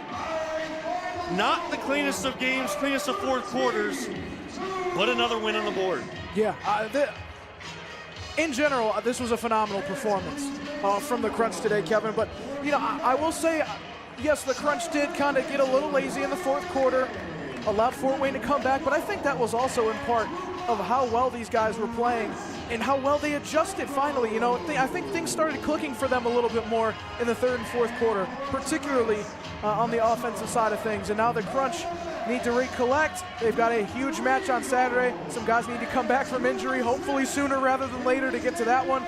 But I mean, today, I think there's a lot of newfound confidence that these guys, if worst comes to worst, and there's a lot of household names out for matches, particularly next Saturday, it seems like they might just be just fine in the end. So we'll keep things here for right now. If you want to go down to the field, Gianluca, I will turn off your mic for now. We'll go down to the field. I believe I heard Jamin McCourt will be the man of the match as the Crunch players show appreciation to their fans, and a lot of the fans are going to make their way down. Kids are going to get a chance to do penalty kicks, and there'll be some autographs as well from a lot of the players. Such a great atmosphere that they provide, and the players that, were getting the day off or they were hurt here today and out. I see Aiden Bozak down there. He'll join in on the autographs as well. So it's so cool to see, even if a player is out and not rostered, they still come out, they support their team, and they take in the support of the fans as the Crunch win 13-8 this afternoon. A lot of guys getting their debuts, a lot of great contributions from Noah Albana, Jamin McCourt, Matthew DeCapua, Carter Richardson, Carter Hancock, who have seen their first action, just getting their career started with the Crunch, doing a great job this afternoon as well. Good to see Najjar kind of walking around on his own down there. We did have an injury suffered by Admir Suljevic, a hamstring, so we'll keep an eye on that. Keep an eye on Cleveland Crunch socials throughout the week leading into that game against Toronto next weekend for status updates on some of the day-to-day action between all of the injury updates that we see from our great Metro Health staff that will work with Admir and a lot of the other injured guys here this afternoon. Gotta say, I mean, it was good to see this team come out with a purpose to start the match as Gianluca makes his way down to the pitch for a post-game interview. It was good to see that the Crunch hit first like they are used to, and they hit first last week too, but Red Cedar was ready, and they brought, they had some new guys join the team, and they were definitely up for it as Summit City gets their team picture as well here at the Wolstein Center. A great effort to try to come back in this one by Summit City. You want to see a little bit cleaner finish, especially defensively. Summit City was able to expose some things. They took advantage of power plays this afternoon, and it was just what they just needed to do here this evening. Did the Crunch. That's what they accomplished. That's what they got. Team is already kind of showing some love to the crowd as they lean over the sidelines and the barriers there. As I see Kickster still looking for Gianluca as he's making his way downstairs. In a chilly Wolstein Center, the Crunch get the win 13-8 this afternoon. You see Gianluca making his way to the field as the PA announcer Nick Lanise gets some shots in. Team breaking the huddle after the match. Before we go down as he gets himself set down there, let's hit a quick break right here on the Cleveland Crunch Broadcasting Network, and we'll be back with an on-field interview. Built on service, driven by integrity, trusted through compassion. They serve, we honor. They commit, we care. They sacrifice, we heal.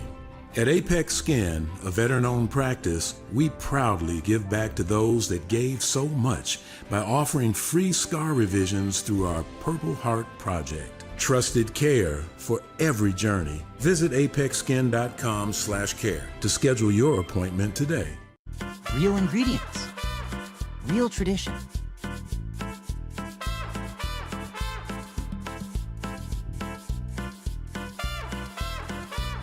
Crazy corn, full flavor, every bite.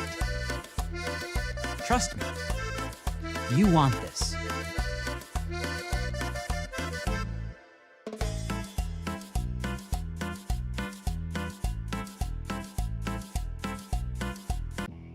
At Cardinal Credit Union, we're more than just a place to bank. We're on your team.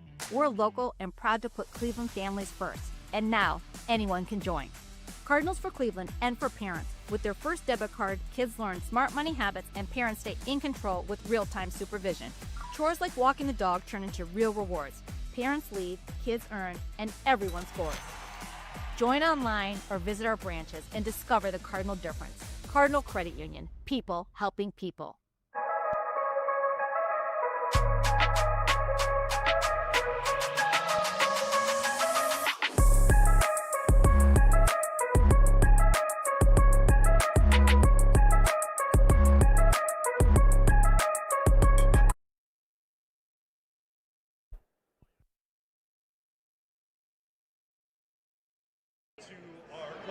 the night and sideline reporter, Gianluca Di Giacomo, who has the man of the match on his debut, Jamin McCourt. Had some technical difficulties last time. Can you guys hear me okay? All right, Metro Health man of the match on his debut tonight, Jamin McCourt. Jamin, I mean, first of all, from you, a phenomenal individual performance in your first match. How does it feel to get out there and have such an impact? It's fun. It's fun to go to practice and work hard every day and then come out here and put out. Awesome. And I mean, talk to me about today. There's a great amount of debutantes today, and all of you guys made such a great impact in your own individual ways. How do you feel right now, you and the rest of the guys, about getting that opportunity and making the most of it? Yeah, we always say it every time we come to practice. We always say our practice is harder than our games because the guys don't get a lot of minutes. So we always make it hard to practice and then we make it hard for other guys. Awesome. And to close out, you guys have a really important match this coming Saturday against the Canadian Crusaders over the border in Scarborough. What's the mentality for this upcoming week? Phenomenal. Jamie, thank you, my friend. We'll send it back up to you for a moment, Kevin. Thank you very much to Gianluca, and send my best down there, Gianluca Di Giacomo, as well, on a great debut tonight as he gets a hat trick, assist, all over the place for your Metro Health man of the match. Not sure if there will be I'm not sure if I already saw or did not see yet the Warrior of the Match, Childhood Care Cancer Warrior of the Match presentation. Actually, here it comes right here, and it will be a warrior himself. Kind of, if you look up the definition of warrior in the dictionary, you're going to see this man's name and picture right in front of them. That is Chris Svecko down there with Gianluca, who will give him a congratulations as well. And Chris Svecko, your Childhood Care Cancer Warrior of the game, as Gianluca will kind of down there between all of them. Let Chris get in the midst of all these little kids down there in the Orange Soccer Club and all the families that came out this evening. But like I said, look up the definition of warrior. Chris Svecko definitely matches that. We will hit one more break and close things out right here on the Cleveland Crunch Broadcasting Network.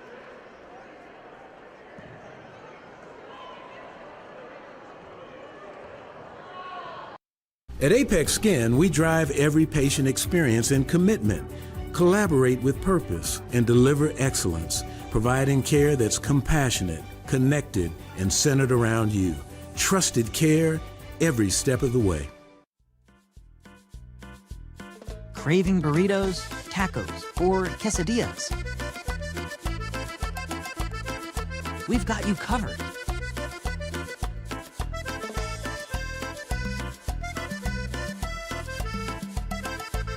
Made to order. Every single time.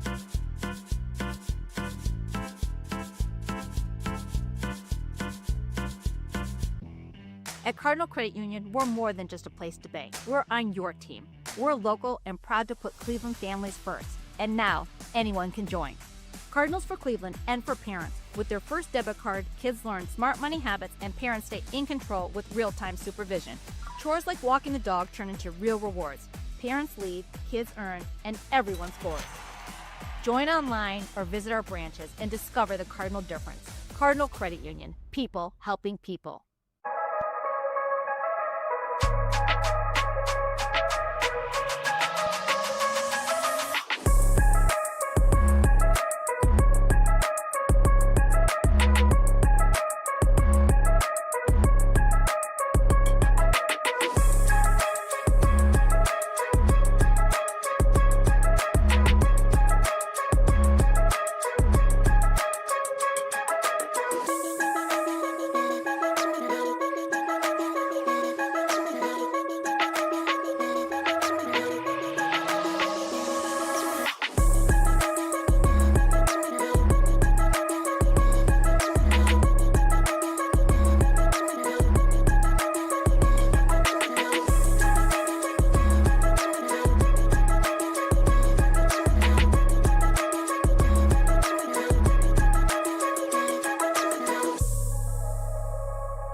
Built on service, driven by integrity, trusted through compassion. They serve, we honor. They commit, we care. They sacrifice, we heal. At Apex Skin, a veteran-owned practice, we proudly give back to those that gave so much by offering free scar revisions through our Purple Heart Project. Trusted care for every journey. Visit apexskin.com/care to schedule your appointment today. Authentic Mexican flavor made fresh from scratch.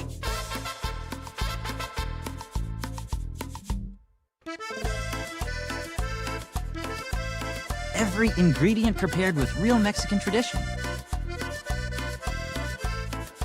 Your bowl, your rules.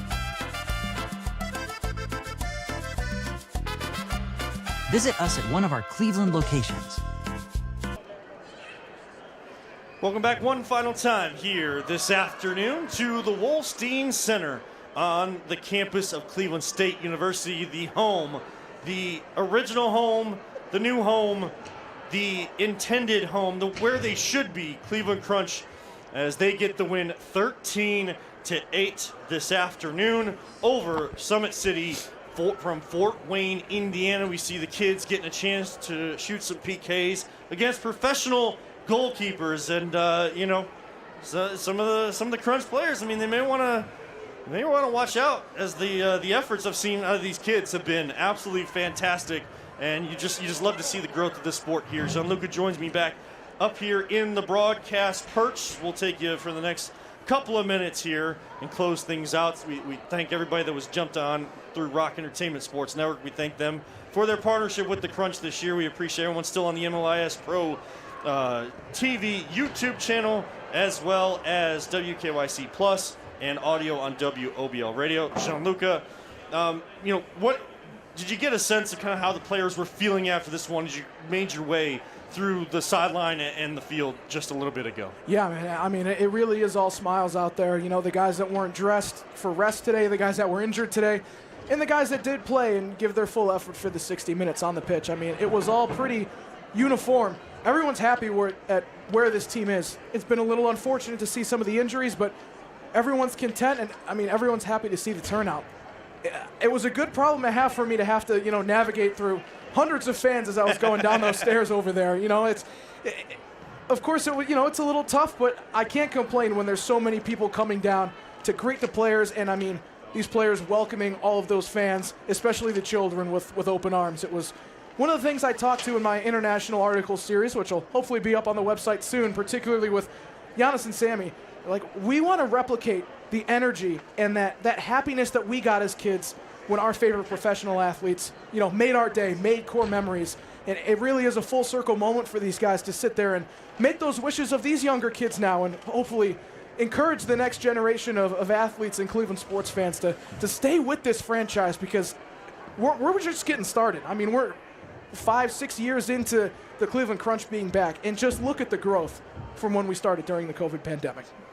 One of the owners, the Rashido family, Luciano, down there, doing what he should do. Bring the extra soccer balls down there. Come on, man. Get these kids rolling. Even the ownership getting in on the act. But this is shades of what it was like at the soccer sportsplex when players would mingle with the fans and the families on the pitch. So it's kind of cool to see this. Now, they've done a great job with the setup here at the Wolstein Center, where all the families, the fans, go up into the concourse. Everybody's there at the table. You see guys that are rostered, not rostered, that play or maybe getting a rest or hurt.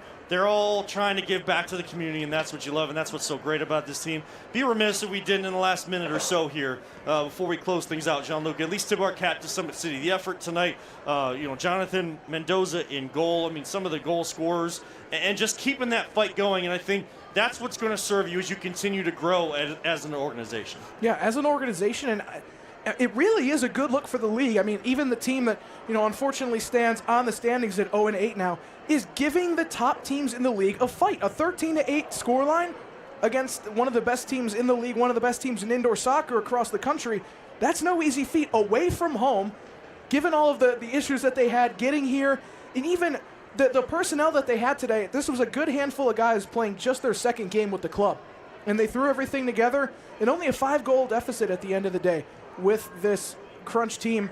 I mean, you can see the amount of improvement that Summit City has made from last season, and that really is a reflection of the competition level rising across the entire Major League indoor soccer. Well, it is a final here this afternoon. The Crunch win again at home. They go to 6-0. They win 13-8 over Summit City. We thank everybody that's tuned in here this afternoon. Make sure to tune in the MLIS Pro TV YouTube channel next Saturday, north of the border, 7:15 p.m. Eastern. It'll be Toronto and Cleveland, the two top teams in the league, doing battle the first of 2 times this season. So make sure to tune in for that. Until then, for the LPV Productions crew, our production director, Peter Tellup, Gianluca Di Giacomo, I'm Kevin Arnold. Thanking all of you for tuning in. Have a great rest of your Sunday. And as always, go Crunch!